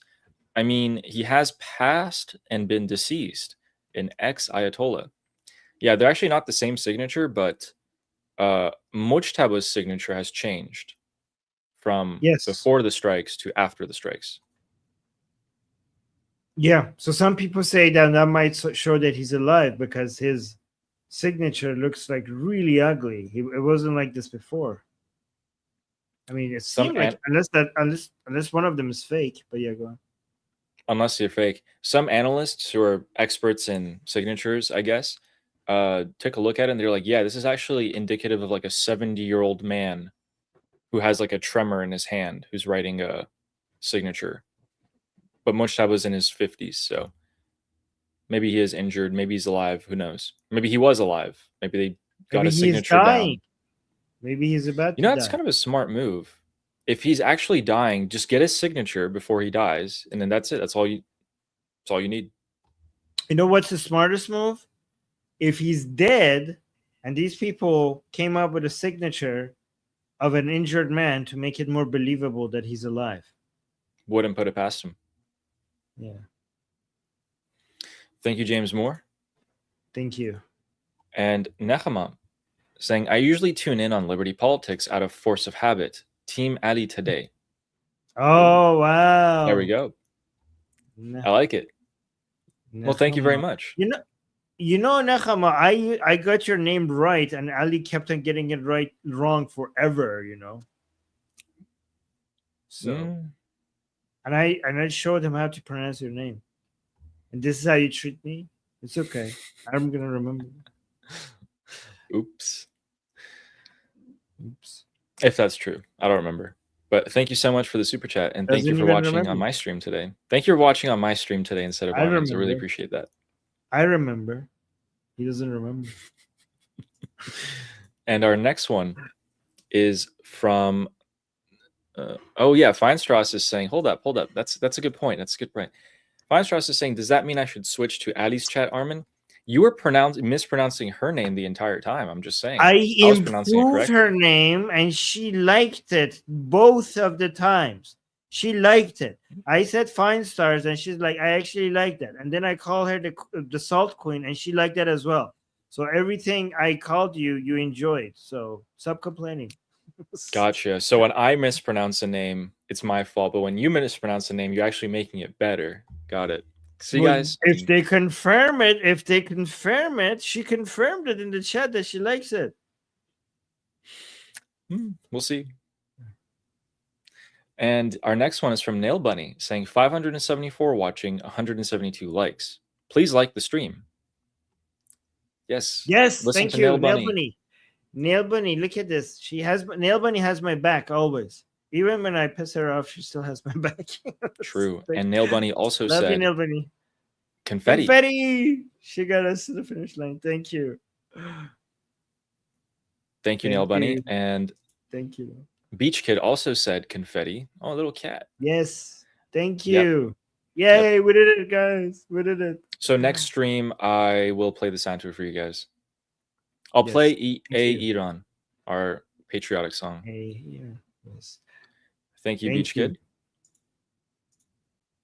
For anyone who doesn't know what the santoot is, it's a Persian instrument that I guys play. Make sure you tune in next time. Ali's gonna play an ancient Persian instrument for us. Yeah, I wonder how many thousands of years old it is.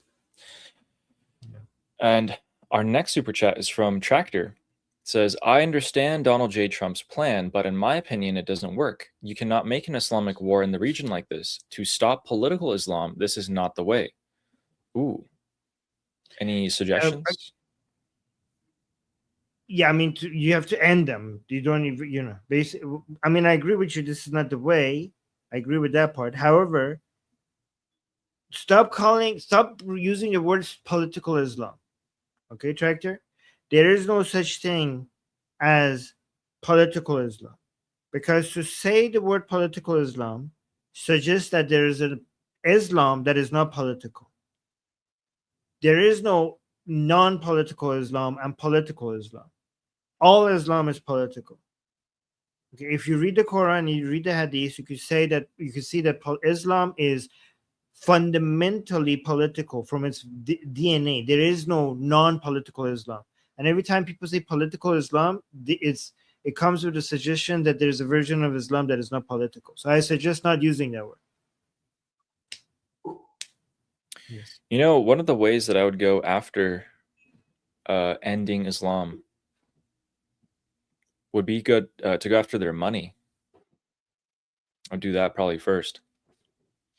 You have to go after their children. That sounds bad, but that's what you have to do before they get brainwashed. Target the children. That's how you end it. Like, guys, I know it sounds bad. YouTube. Yes, ideologically. But this sounds bad, but the way to end Islam is to go after their children. I kid you, this is the way. Yeah. I know, ideologically, yes. Yep. I mean, guys, would you rather go after their children or would you rather attack their money? I mean, we got. You need to pierce that bubble that they're being raised in. True. Target the children. Thank you, Tractor. Ideological. Tractor, if you're still watching, Tractor, let us know if you have a suggestion as well. And James Moore with another super chat. Thank you very much. Saying if we all chip in and buy trillions of rial, which is the Iranian currency, we could all be richer than Elon Musk once Iran commercially sells oil for a year or two. If we chip, wait. If we all chip in and buy trillions of real, so I mean like $10, we could all be richer than Musk once Iran is commercial sales oil for. Not financial advice. We might. I don't know. You have no idea what might happen. Okay, here's why that might be a bad idea. Okay, because once Iran gets free, they might decide to put away this currency and dollarize the economy for a while. Then you're completely screwed. They might be dollarizing the economy and then introduce a new currency. Then what are you gonna do? Yeah, right? but also, So I you don't mean, know. you would earn so much more money investing that amount into the American stock market than you would betting on the Iranian economy to recover within like No, a you year or could two. you could Yeah. bet on the Iranian economy to recover if you want, not financial advice. But buy real businesses, like things, assets, businesses. The currency, you have no idea what's. I mean, don't buy, like, no financial advice, right? But if Iran recovers, if once Iran gets liberated, what assets and businesses and companies, and that's what's going to skyrocket. Not the currency. We don't know what's going to happen with the currency. It might get switched to something else. Thank Again, you, not James Moore. financial advice. Do your own research. True. Thank you very much for the super chat. Our next one is from Tinlet saying, have you guys accounted for Venezuelan oil for the United States? Yeah. Yes. A lot of that oil goes to Texas, where it's then sold by the U.S. for a premium. Sold at discount to the U.S., sold at premium by the U.S. Make money. Armin, did you know there's a country right next to Venezuela that has an immense amount of oil? And that might be the reason why the U.S. is there. I don't know. We'll see. Thank you, Tinley. Venezuela itself? No, it's here. Let me show you if I can find it real quick. Venezuela has a little bit. There it is. Show you guys. Guys, did Ali make confetti? Yeah, I think. Wait. Yeah. Did? Okay, good. We did. So, guys, it's this country. It's right here, Guyana. Sorry.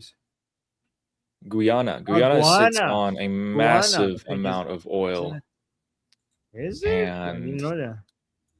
It's a little ripe for the taking, in my opinion. I mean, thank you, Tinley, for the super chat. And our next one is from CJ, saying the answer is not clear. for the taking, for buying. Like I didn't say that. Yeah, absolutely, absolutely. Of course. Of course.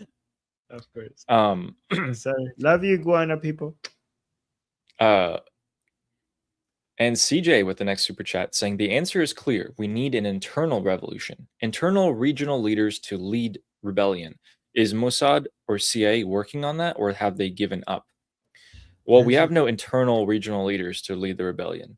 But if by that you mean leaders in Iran under Prince Reza Pahlavi, then yes. But other than that, there's literally no one. No one. We have so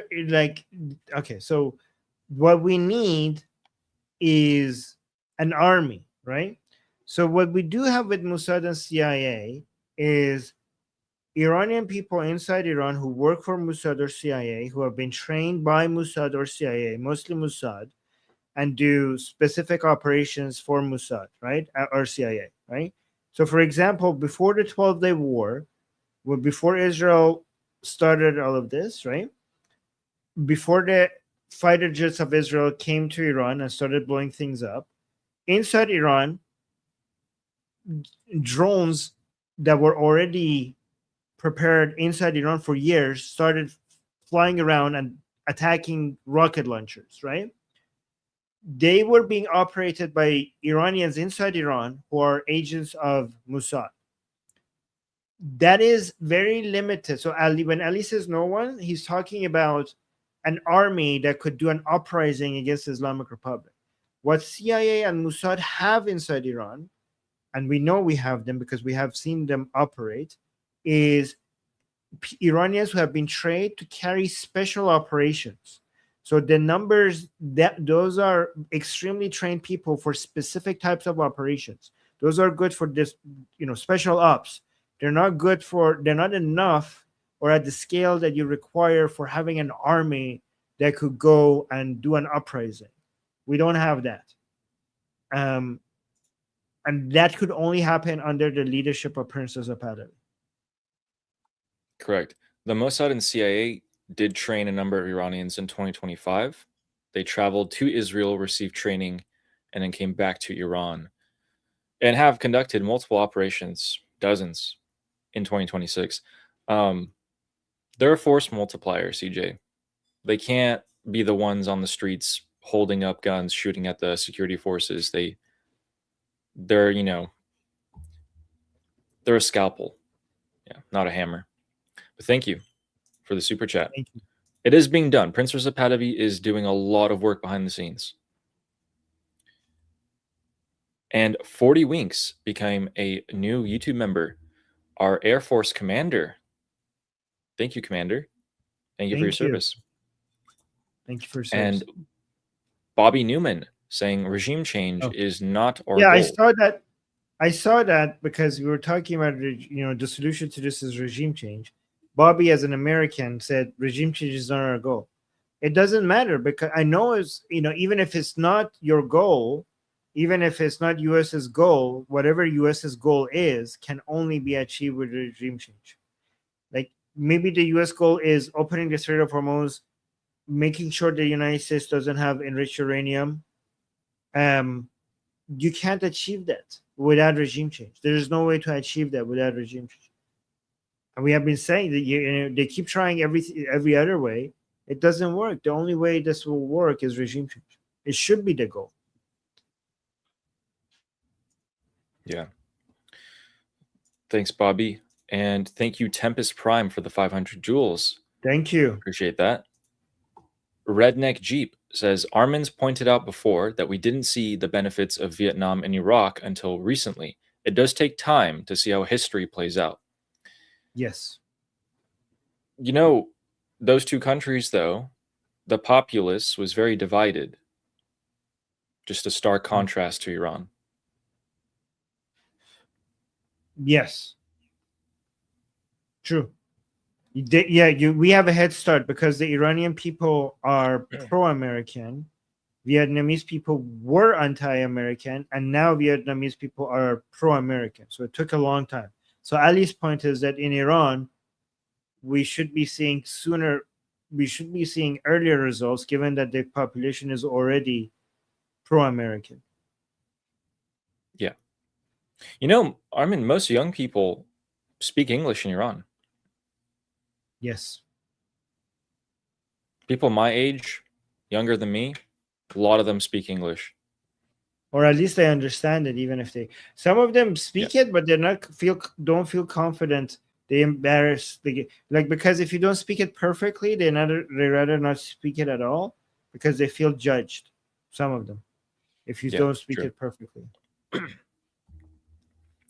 And thank you, Redneck Jeep. Thank you. Our next one is from Jewish Samantha saying MVP with the 250 joules. Thank you very much. Thank you. Thank you, Samantha. Hope you're doing well, Jewish Samantha. And our next one is from Wes Downer saying, any good blockade news recently? Let me sum it up. One, the Islamic Republic has not exported a single drop of oil, much less a barrel. The other one is cargo, so non-oil products, just cargo going into the Islamic Republic, slowed down to a trickle, basically very, very low. The blockade has let, I think it was 30 or 40 humanitarian aid ships in, so things that they classified as humanitarian aid, like medical supplies and food. But even then, the IRGC are just going to snatch all that up.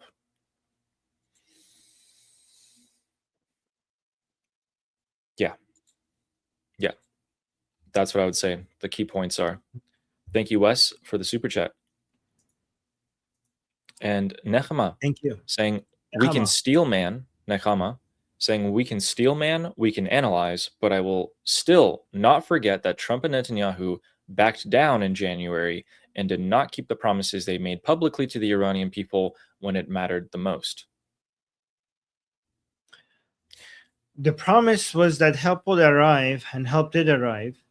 We wanted them to do more, but we also have to remember that they have done more than anyone else. The promise was help will arrive. They never promised that they will do regime change. They never promised they will do regime change. They said help will arrive, help did arrive. And again, I have a lot of criticism, but we have to be grateful for the fact that they damaged the Islamic Republic more than anyone else did. We might not be where we want, but we are closer to our goal than we have ever been because of them.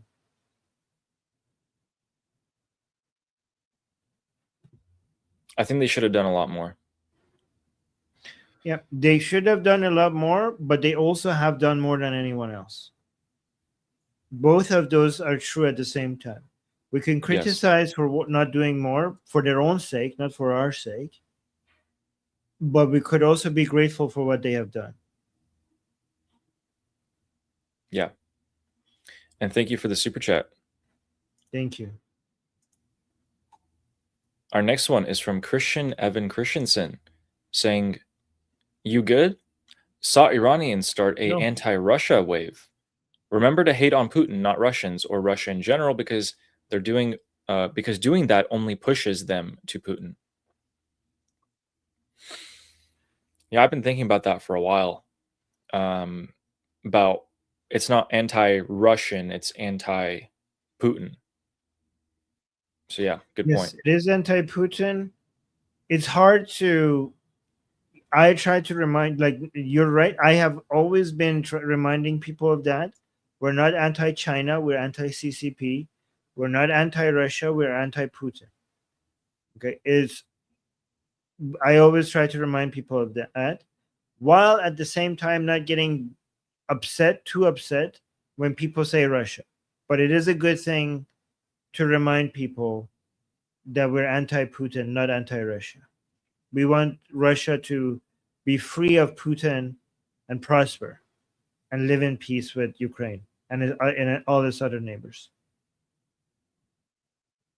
Yeah. I personally will celebrate the day that the Putin regime is gone. Like, I would celebrate that day very hard. It is true that unfortunately many Russians support Putin, but they also have been isolated and brainwashed. So hopefully, and I think like many Russians are waking up to how bad Putin is. So we're moving in the right direction. Yep. And thank you, Christian. Good point. Edwin Landman says, could the reason that some Middle Eastern countries asked Trump to hold the attack because they wanted to first make this pact from Turkey and Saudi Arabia, so that when Iran retaliates, the pact is in place? Shalom and hugs. Was Trump allowing Saudi Arabia to make a pact with countries that America didn't want it to make a pact with? That part, no. And the United States knows that when it pushes the IRGC to shove, the IRGC will empty all their missiles. They don't care about magazine death at that point. They'll shoot all their rockets at the Arabs, and the Arabs are going to get it. Seriously get it. He wanted, when that time to come, he wanted the US and Israel to be the ones providing protection. Well, the Arabs didn't want that. They went towards Pakistan and Turkey, the Saudi Arabians. So let me be honest here. The Arab countries have lost faith in United States' ability or willingness to protect them against Islamic Republic attacks. So they don't want the war to escalate because they think that they're going to be sitting there like they're going to be sitting ducks and United States is just going to focus on protecting its own bases, while their oil and energy infrastructure is just going to be sitting vulnerable there for the Islamic Republic to attack. So they don't want this. They were if at some point they were wondering if maybe with one push the Islamic Republic will fall and they don't have to worry about any of this. But now that they've seen that the Islamic Republic hasn't fallen quickly, they think military escalation would just put their infrastructure at risk and also make the war more regional and spread to more places. And they will have to put fires out everywhere. And they were right about that. It's now spreading in other places and turning into a regional war. So they're like, can we just, if you guys are not going to get rid of the Islamic Republic, can we just stop? I mean, to be fair, they have a point, right? They're like, either get rid of them already or stop. Don't be in this middle area where you're constantly fighting them and we're here in the middle and we're at risk. Like, we don't like this. Is very uncomfortable. The Arab countries are saying, if you're going for the kill, like some of the Arab countries, no, if you're going for the kill, go for the kill. If you're not going to go for the kill, then just stop completely. This is the whole situation. This in between situation, we're just like getting bombed and drones and missiles and everything, and this is like not good for business. Just pick one. And given that now we don't think you're not going to protect us, and we don't see you going for the kill, so just stop that. That's what they're asking. I can understand why they made that decision. I'm still going to say it's the wrong decision. Yeah. I mean, we want escalation, but I'm just saying from their perspective, it makes sense what they're asking for. Yeah, it makes sense. Yeah. But yeah, Trump didn't want them to make that pact. They made that pact against. That's basically like a middle finger to Trump. And thank you, Edwin, for the super chat. Thank you. Our next one is from Bill Herman saying America will not be in the next phase of this war. So if there is a phase where America could not be involved, but that phase would mean, and we're currently seeing this phase, the Muslim world just killing each other. It's happening right now.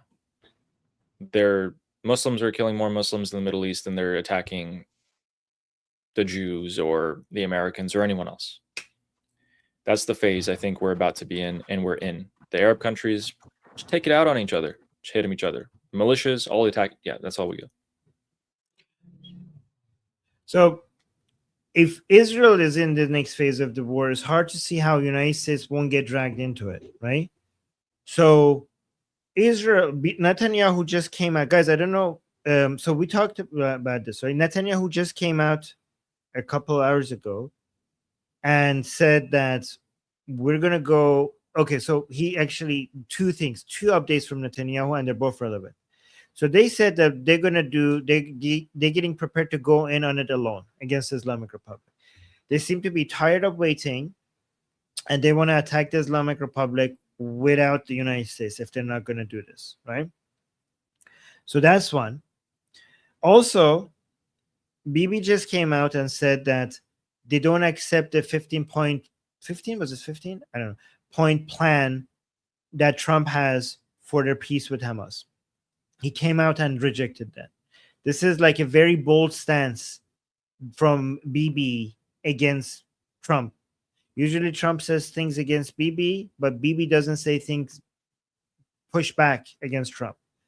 This is the first time, very nicely, very politely, basically rejected the peace plan that Trump has for Israel and Hamas. Rejected that.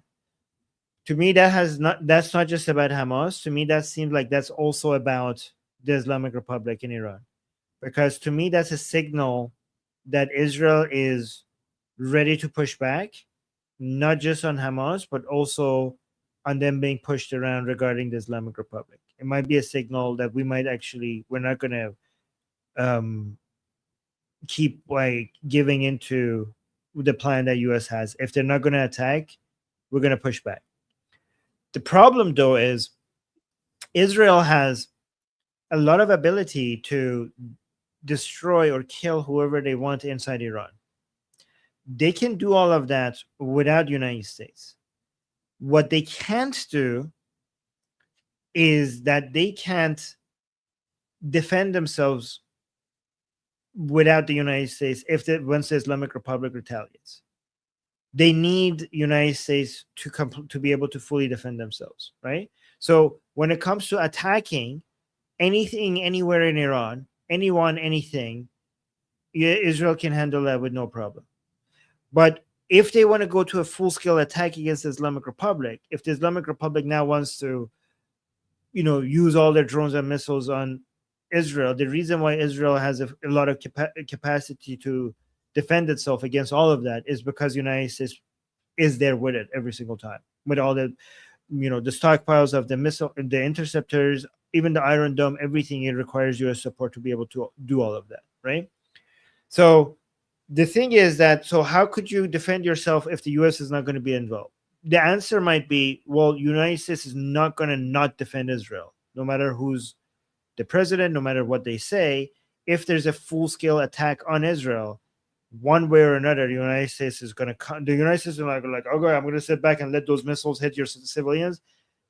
We're not there yet for the United States to do that. If Israel gets attacked by the Islamic Republic, United States will defend Israel. But so Israel might not know that and be like, okay, then we could go for an attack.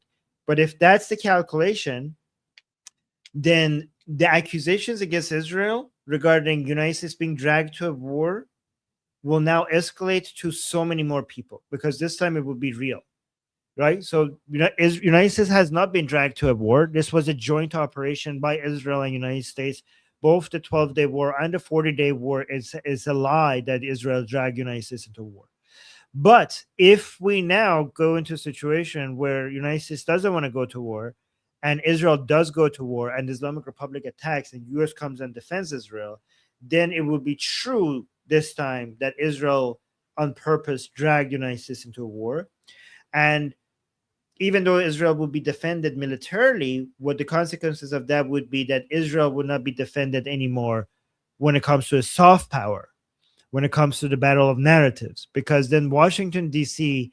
will double down its attacks on Israel. And this, J.D. Vance has spoken against Israel more aggressively than anyone in the White House since the Suez Canal situation, right?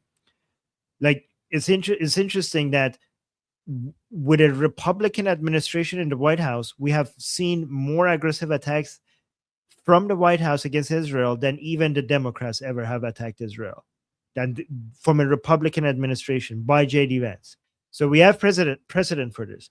And this might mean that if Israel does this alone without United States, and because of the defense, United States gets dragged into a war, then we're going to see from the White House more attacks on Israel, saying that we got dragged into a war by Israel.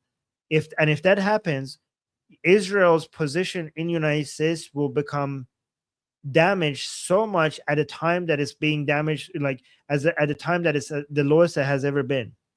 And I don't know if Israel could afford to lose that much soft power in the United States if it does something like that.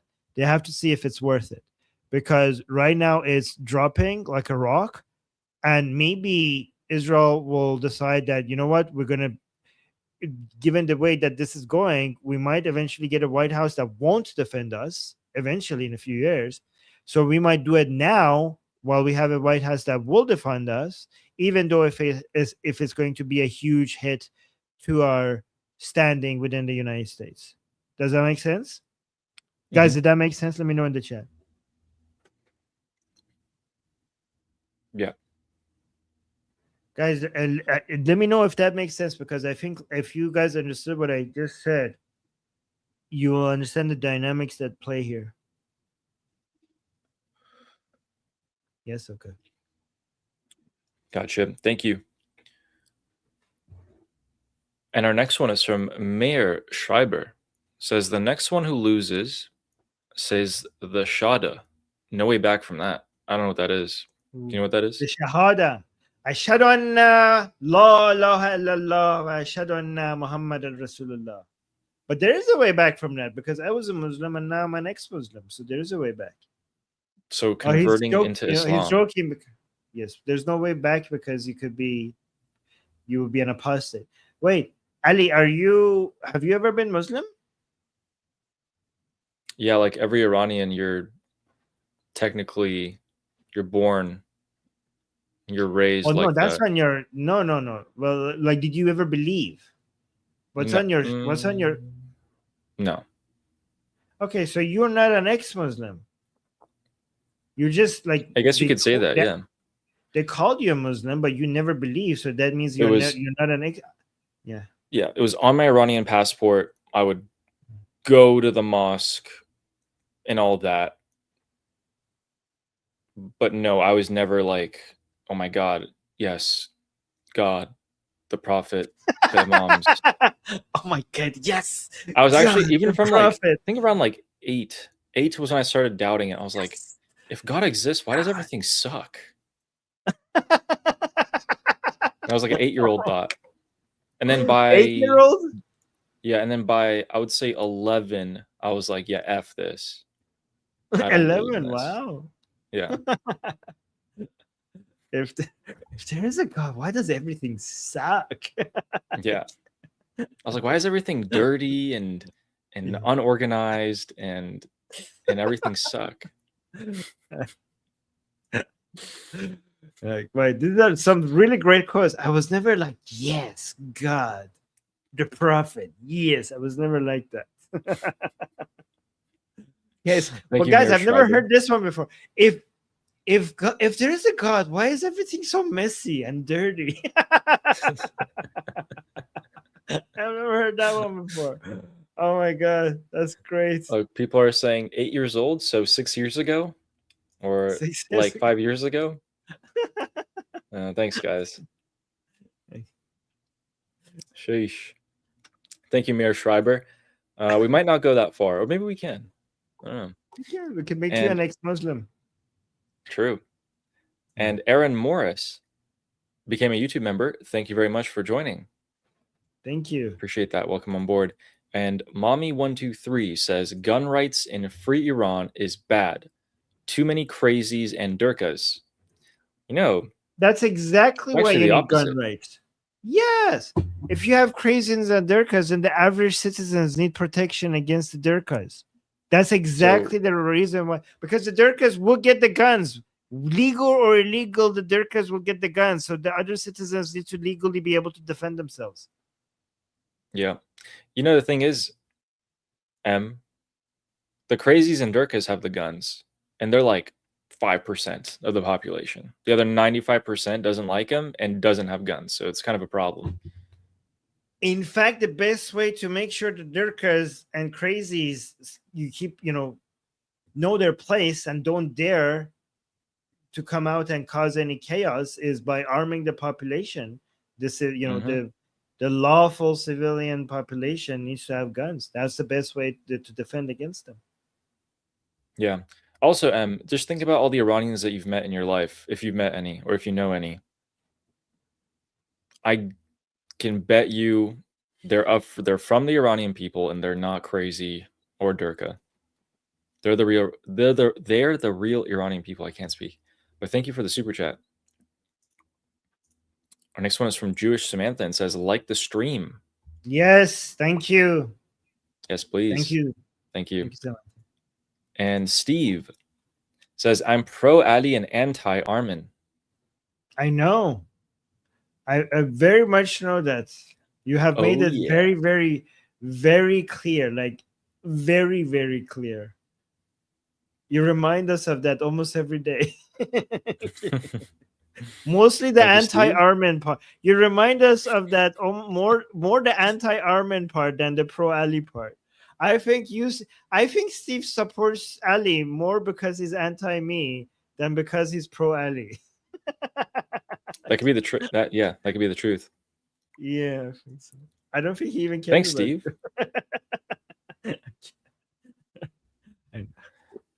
And Steve's saying he's just joking, by the way. I know. I'm joking too. Nechama saying, as many pointed out in the chat, I know it's not over yet, and every day is an opportunity to make better choices. Looking forward to a freer future. Heck Thank yeah. you. Hence, Liberty Politics. Hence the name of the channel. Yeah. Yeah. And they also know. They know. Yeah. They know and they're just saying, wish there was more done. Yeah. Thank you for the super chat. Yes. Appreciate you. Thank you. Otazu says punishment can be sing an Iranian song that we vote on, like karaoke. Oh, that's a real bad punishment. We might get copyright strike. It's always going to We be might there get too. copyright strike. Yes. Yeah, true. All right, thank you, Arzu. It's pretty Thank hardcore. And that's one of your supporters, by the way, because she Thank knows you, that Arzu. you win. So she's saying that because she wants me to sing a song in humiliation. Okay, got it. Oh, thank you, Arzu. Yes. Jimmy the Jin says, America, sure, but America. since when do we not swear? Hey, you're free to. You can No, I swear all mean, you want. I don't swear, but since I got invited to see, like, I was on the news today, guys. I was on I-24 again. They invited me, so they think I'm like a serious big boy. So I'm like, need to act like a professional that I'm not, but I need to act like it so that they keep inviting me. If they come to my show and I'm like, swearing all the time, I'm like, oh my god, who's this guy? They're not going to invite me anymore. So I have to act like a professional now. That's why. You guys could swear, but I need to I need to act like a professional. Yeah, Jimmy the Jin, as Mike's saying, I-24 F yeah. Yeah. Thank you very much for that super chat. And our next one is Thank from you. Trailers. Says, Ali, you're really good at what you do. God bless Yes. me. Yes, may your God bless you. Yes. Thank you so much. Okay. Thank you. Appreciate it. Thanks, That took Trailers. a turn. Yeah, I didn't know. I didn't expect Made that. Armin laugh. Yes. Yeah, he's saying lol. Oh. Thank you for the super chat. Our next one is from Rooster. It says, so what is the score? It's 5 Armin, 3 me. So I'm 2 behind. 2 behind. I know, Rooster. I know. Maybe you should tomorrow. Yeah. Thanks for the super chat. AK says, what do you think would happen with Khomeini's shrine complex after a revolution happens? What would not happen to it? It looks good for a casino, no? I don't think you could do anything else with it. Khomeini's. I mean, you can, right? Like, you could make it a pig farm. You can make it a public bathroom. It You could doesn't raise look good pigs for there. a pig. It doesn't look. I mean, You they tear made it down. look. They made it look good. To be fair, we cannot. Here, let me see. Like here, you could just turn it into a casino, Trump casino. That's the inside. Maybe we just shove all the Durkas in there.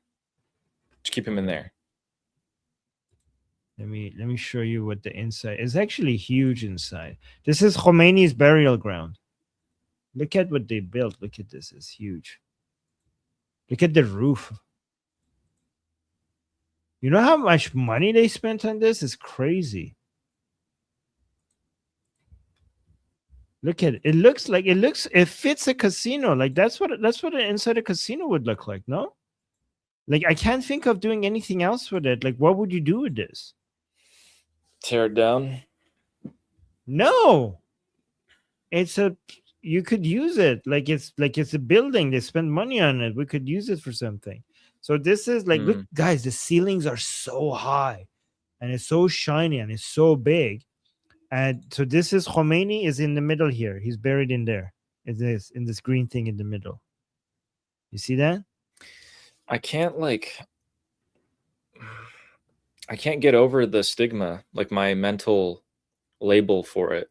But I mean, if you wanted to use it, you could make it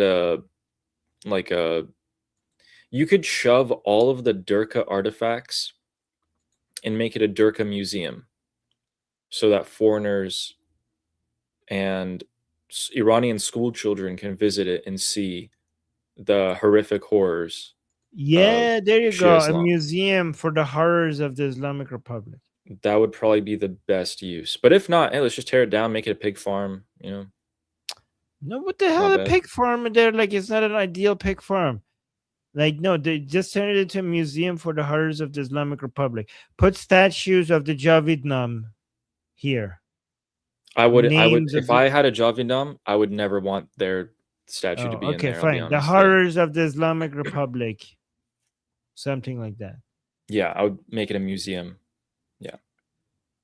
Okay, we'll see. I wonder what kind of vote, or is it going to be a decision? What, who's going to Guys, be the in charge pig of that? farm, a pig farm needs to be outside, and it's like in the middle of the city. It's not a good. Think of the pigs, okay? Pigs need to be like outside in the farm with grass. Like, what the hell? What did the pigs do? You know. Yeah. I'm thinking of the But pig. thank you, AK, for the. Also, like, guys keep saying pig farms as if you're not. You keep thinking about punishing them, and you're not mindful of the pigs. Okay, be nice to the pigs. Okay. Thank you, AK. Appreciate that. Good question. And our next one is from Mayor Schreiber saying, lots of heat in Israel during the weekend about Goffman firing Mossad officials reliable for failed regime change plans like the Kurds and Ahmadinejad. Yeah, so I saw that. I highly approve that. Very, very approve. Very much approve that. I Isn't don't know that why the there's guy heat that about came that. up with the plan? Is that the guy that came up with the plan to arm the separatist groups? So Yeah, that he was him. fired Mossad officials responsible for it, but Goffman is the new chief. Yeah.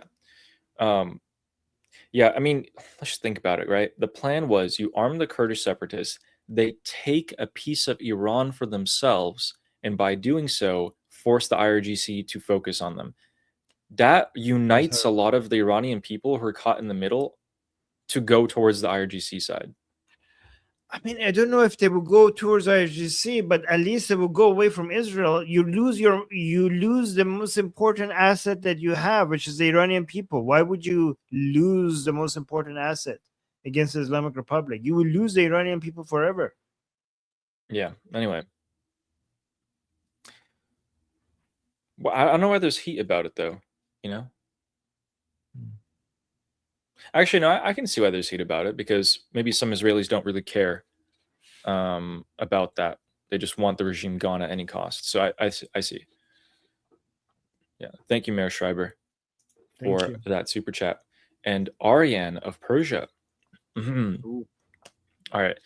So, in spite of Iran's ethnocultural diversity, federalism remains unpopular, including in the minority groups.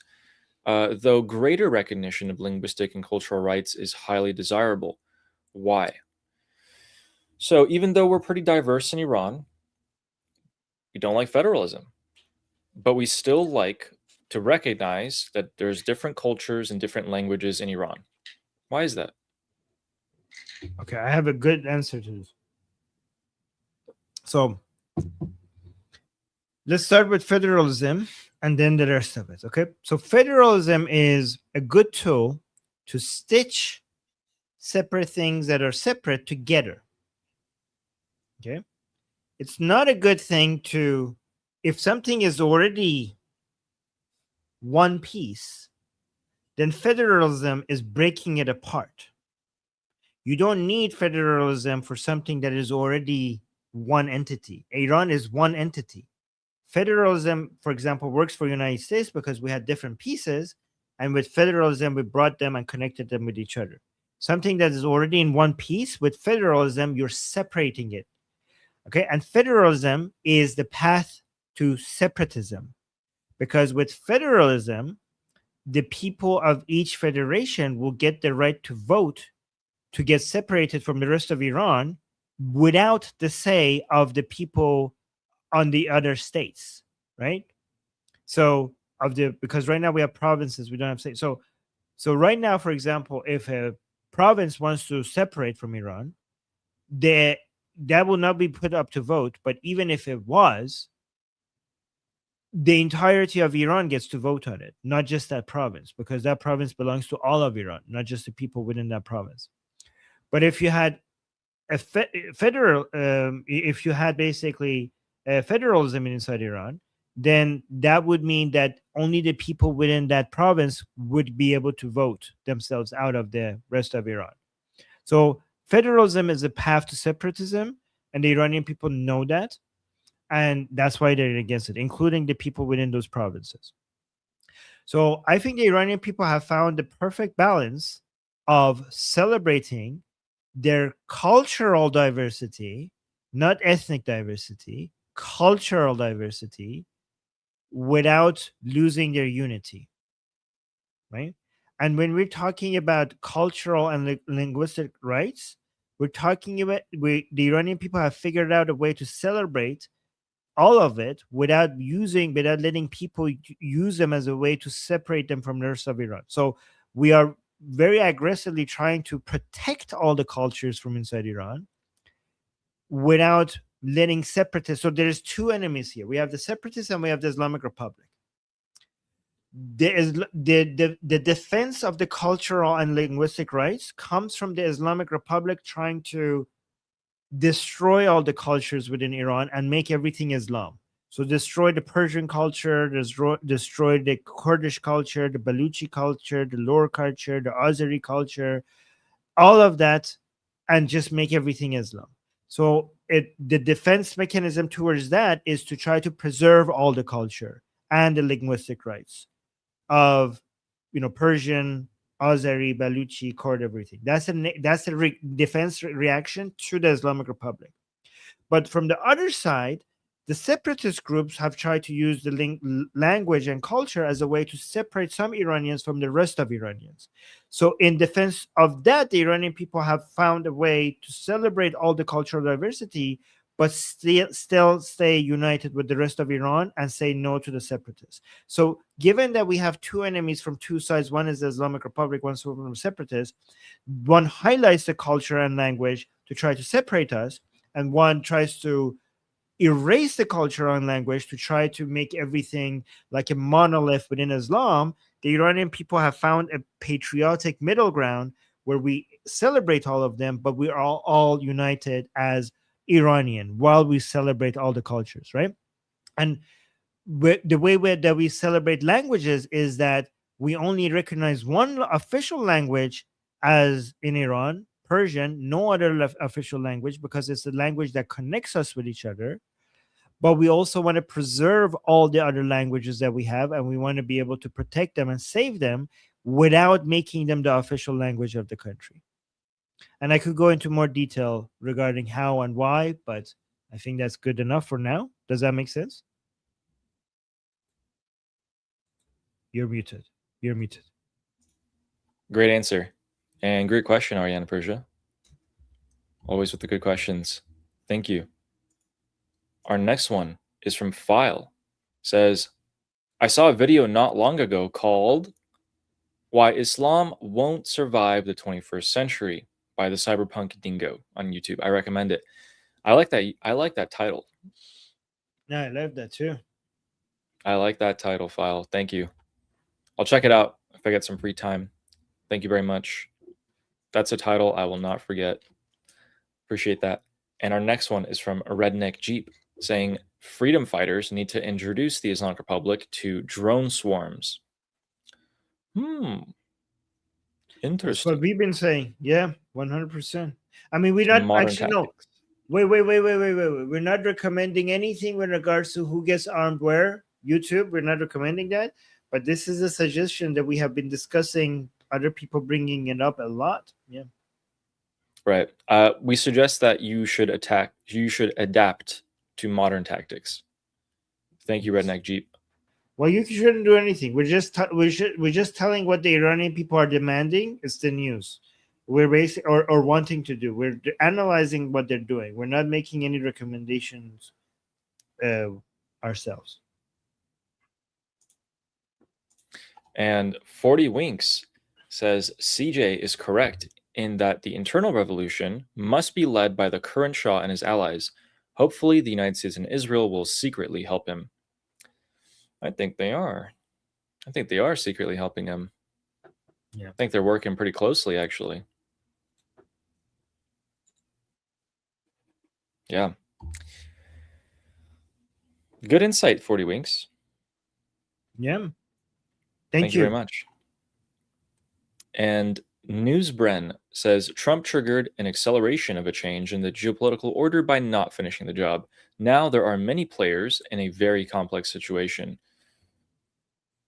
So there's a lot of players. It's a complex situation. I don't want any more added to it than necessary.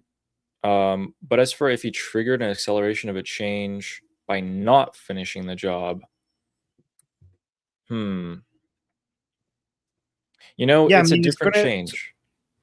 So it's going to spread now. It's going to spread because it wasn't immediately stopped. If you mean that, that's kind of true. It's going to spread now.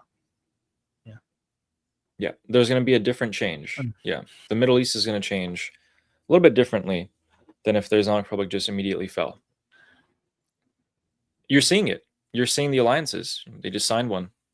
But on the silver lining, when it's if it doesn't get stopped and it spreads, then it will create more. Eventually, it will create a global reaction to it. Yeah, we saw how easily Ukraine entered this. We're seeing Egypt potentially. You know, it's not very hard for countries to get involved. So very much like cancer, Ali, spreading like cancer. Yeah, it is. And I get scared. I get scared when Russia enters and they attack the northern port in Iran. They hit the IRGC shipment. Ukraine's fighting Russia. And Russia just sent explosive drones to Germany's airport. Like it's not very far removed. It's if you don't take out a tumor fast, if you take it fast, then it won't spread. If you wait and take it out, then it's going to spread around the body. Yeah. Thank you for the super chat. Our next one is from Kayvon Shaw. Says, next to lose has to talk about the Greek island of Kos. I'm just saying the island. I'm just saying the island name. The island's name. Okay. It's just an island's name, guys. Yes. Yep.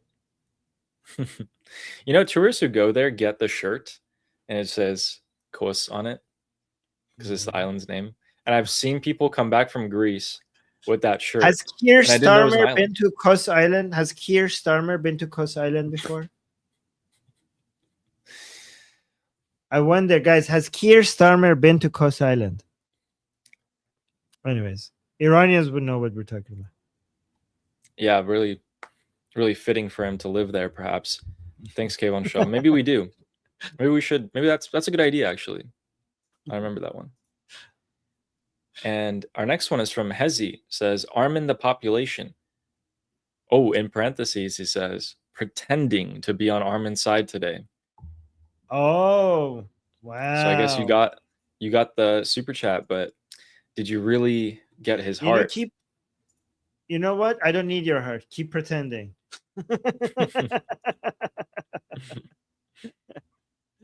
Thank you, Hezi. And speaking of your laugh, Amir just said, Armin, your laugh sounds like a villain. Yeah, and it doesn't. I'm sorry. So I said that and it started. Oh no! I'll close my eyes and just. Yeah, I can see you does. popping up in Times Square on a huge billboard in Times Square and being like, "You have 24 hours to." I can see that with the laugh at the end. Oh no! I'm gonna stop laughing. Thank you, Ami. Thank you. Appreciate that. And Tao Fei says, looking forward to the Immortal Guard in the new Artesh to rise and take the IRGC to task for the past. Javid Shah. Javid Shah. You know, the Immortal Guard and the people will take care of the IRGC. The new Artesh will take care of every terrorist cell in the Middle East surrounding Iran. It'll be great. It'll be fun times. It's hunting season. It's payback season. Yes. But Javid Shah, Javid Shah. Javid Shah, thank you very much. Thank you. Great super chat. Sarah Ocean says, both of you do a Bohemian Rhapsody duet for truce. Oh my god. I don't know. I choose violence. Let's keep at this war. But thank you, Sarah. Wasn't that Sarah, Cersei? could you read I will choose Cersei? violence. Okay. Oh yeah, from Game of Thrones. Yes. Yep. Can you read the next one if you mind? Yes. Reading something. Yes. Oh. Jagatai is saying Sheerdale Iranians have my undying respect and loyalty. So Sheerdale means Lionheart, brave. So Lionheart Iranians have my undying respect and loyalty. Thank you, Jagatai. That's very sweet. I appreciate you saying that. Thank you, Jagatai. Thank you. And then Rooster with the super chat saying Armin is getting too cocky. We might need Ali win for a bit. Hey, I get cocky so that you guys support Ali. It's my way of getting you guys to support him. Okay. Right. I'm just showing him mercy. That's what I'm doing. Okay. I'm just like I don't need Thank your you. mercy. Guys, we need to fight back. Well, you seem like you do. Judging by today, it seems like you do. I'm just kidding. No. James, thank you for the super chat. Oh, yes, go on. Thank you, James. I was just going to say that. The memorial waste treatment. Oh, wow. That's actually a good. Yeah. It's too shiny for that. Turn it into a museum or something. Because like everyone's thinking about destroying it and rebuilding something on it. But I think if you want to keep it, make it a museum. A casino, a Trump casino would be insulting because gambling is haram, and it fits the environment there, and it will make it to the Trump casino or a synagogue, Holocaust museum. I don't know if the Jews would like that. Okay. Thank you, James Moore. I mean, the Jews turned in the. Wait a minute, they wouldn't mind that, didn't they? Turned what is? Oh my God, what the fuck? Auschwitz into a Holocaust museum. It's not like like that's why we should do the same. So that's why I'm thinking like we should turn it into a museum for. Yeah, you're right. You're right. I see your point. Okay. Here's this one. But thank you, James Moore. Our next one is from Newsbren saying the IRGC is playing a very dangerous poker game and nobody knows if they have 4 aces or if they're bluffing. They're bluffing. I mean, we know they're bluffing. We know they're bluffing. The United States and Israel can end them at any time. There's no 4 aces. Yeah. They just serve a specific use at the moment against the Arabs. Thank you for the super chat. And Mommy123 is saying, yes, I'm Irani. Why not disarm the Durkas and secure the borders? I never argued against that. Yeah. Absolutely. That is the plan. We're doing it. We're going to do that. I'm very concerned about the borders. Yes. Once the Islamic Republic is gone, we're going to have so much oil and gas money to build an army to defend our borders instead of trying to destroy Israel. Yeah. And thank you for the super chat. We will definitely do that. Our next one is from Bill Herman, who says, Ali, the world is a mess. It's because we live in a fallen world. Christ came to redeem this fallen world, and it's not complete yet because he will complete it as his second coming. Thank you. I had no idea. Well, I wish you told me that when I was 8. Thank you, Bill. Appreciate that very much. Ali and I are atheists, so that's a Christian belief. Yep. So Ali and I don't believe in that, but yeah. But thank you for telling us and everyone. Thank you for telling us what you believe in. Appreciate that. And Ali and I. Okay, so here's what I say. Ali and I believe in liberty, and we want to fight for your liberty to believe in that. and for your liberty to be able to express that. With that, Yeah. we want to, Ali and I, as atheists, we believe in liberty, and we want to fight for the liberty of Christians all around the world to be able to believe that, to be able to express that without consequences from, violent consequences or oppression. That's what we believe in. Yeah. Thank you, Bill. Our next one is from Kondovo, saying Netanyahu would do more. Trump is holding him back. Here's one limitation for Israel that I believe is the case. First of all, Israel has incredible capabilities, which should be respected by everyone, even their enemies. I don't believe they can conduct a protracted war, like an extended war in Iran by themselves. That is the only reason I think they aren't striking. They want US backing for it, for an offensive, prolonged war. And yeah, in that sense, Trump is holding them back. Trump is using the Islamic Republic for a very specific purpose to try to redraw the lines of the Middle East. Can I defend Trump? If United States has the ability to hold Israel back, that means that Israel's ability is always dependent on the United States. Many of Israel's abilities depended on the United States, because how else could the United States hold Israel back? So again, I'm not saying this is what, I'm just steelmanning the other side. That means that many of the things that Israel does anyways is thanks to the United States. So maybe we should be grateful to the United States for existing to make those things available to Israel, because the only way that you could hold Israel back is by withholding things that you were already providing before that made so many of these things possible anyways. You know what I mean? So is the United States holding Israel back, or did United States make so many of the things that Israel did before possible? There's two ways of looking at it. Again, I say that as somebody who's extremely pro-Israel. I'm just saying, like, I'm just, providing the other perspective as well. I'm not saying that the U.S. is completely, it's not like Israel is being held back by the U.S.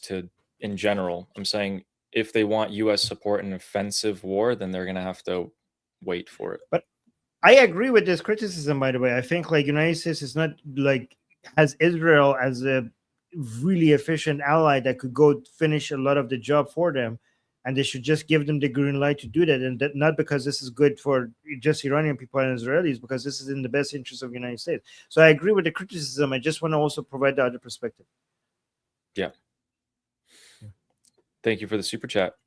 Our next one is from Hezi, and says, Armin's too cocky. I had to come back. Yay. Okay, you know what? There you go. It works. That's good. It works, because I was trying to get Ali some pity super chats, and Hezi just did exactly what I decided that I was trying to get him to do. Good job, Hezi. You love you, Hezi. Thanks, Hezi. Thank you. Appreciate you, by the way.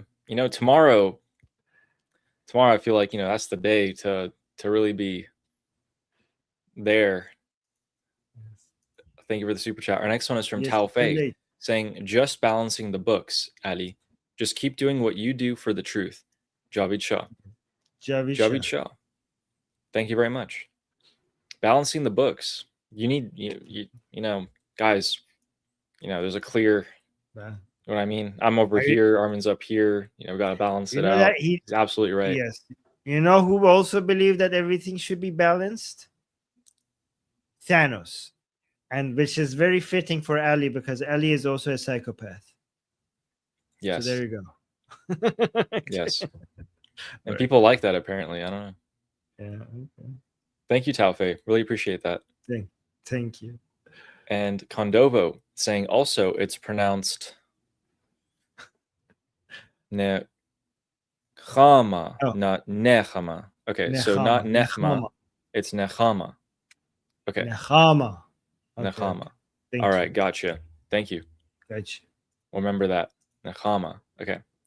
Thank you, Kondovo. And our next one and final one is from Bill Herman saying, and I will fight for your liberty also. That's what I'm talking about. That's what we're talking about. Yeah, that's what we're talking about. Yes, that's what I want. We get united over liberty. We might be, Christian or atheist. We believe in liberty. You believe in our liberty. We believe in your liberty. That's what brings us together Yes. here. There we go. Yeah. Thank you. I appreciate that. I like that. Thanks, Bill. Great super chat. All right, guys. And so we did have some strikes on Syriac Island. We reported that earlier tonight. Turned out to be Saudi Arabia. Things are escalating for the Arabs. They're being put under pressure, all of them. The United States and Israel has pulled out of this conflict for the time being, and it looks like the Arabs and the Muslims are fighting each other. Crazy. Who would have thought? So that might continue for a little longer, potentially. So, Armin, that's everything that we had for them today. Yeah. Yeah, guys. Again, Ali did an amazing job. Every day I get impressed. Every day I'm like, holy crap, this is the best show out there on this topic. So great job, Ali. Thank you so much for everything you do, for all the time that you put into this. Yeah. My whole mindset was just improve 1% every stream.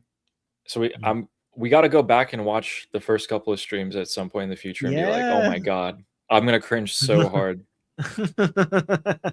Yeah, guys, maybe at some point we could compare his first shows to his later shows, see how much he improved. That's fantastic. Great idea.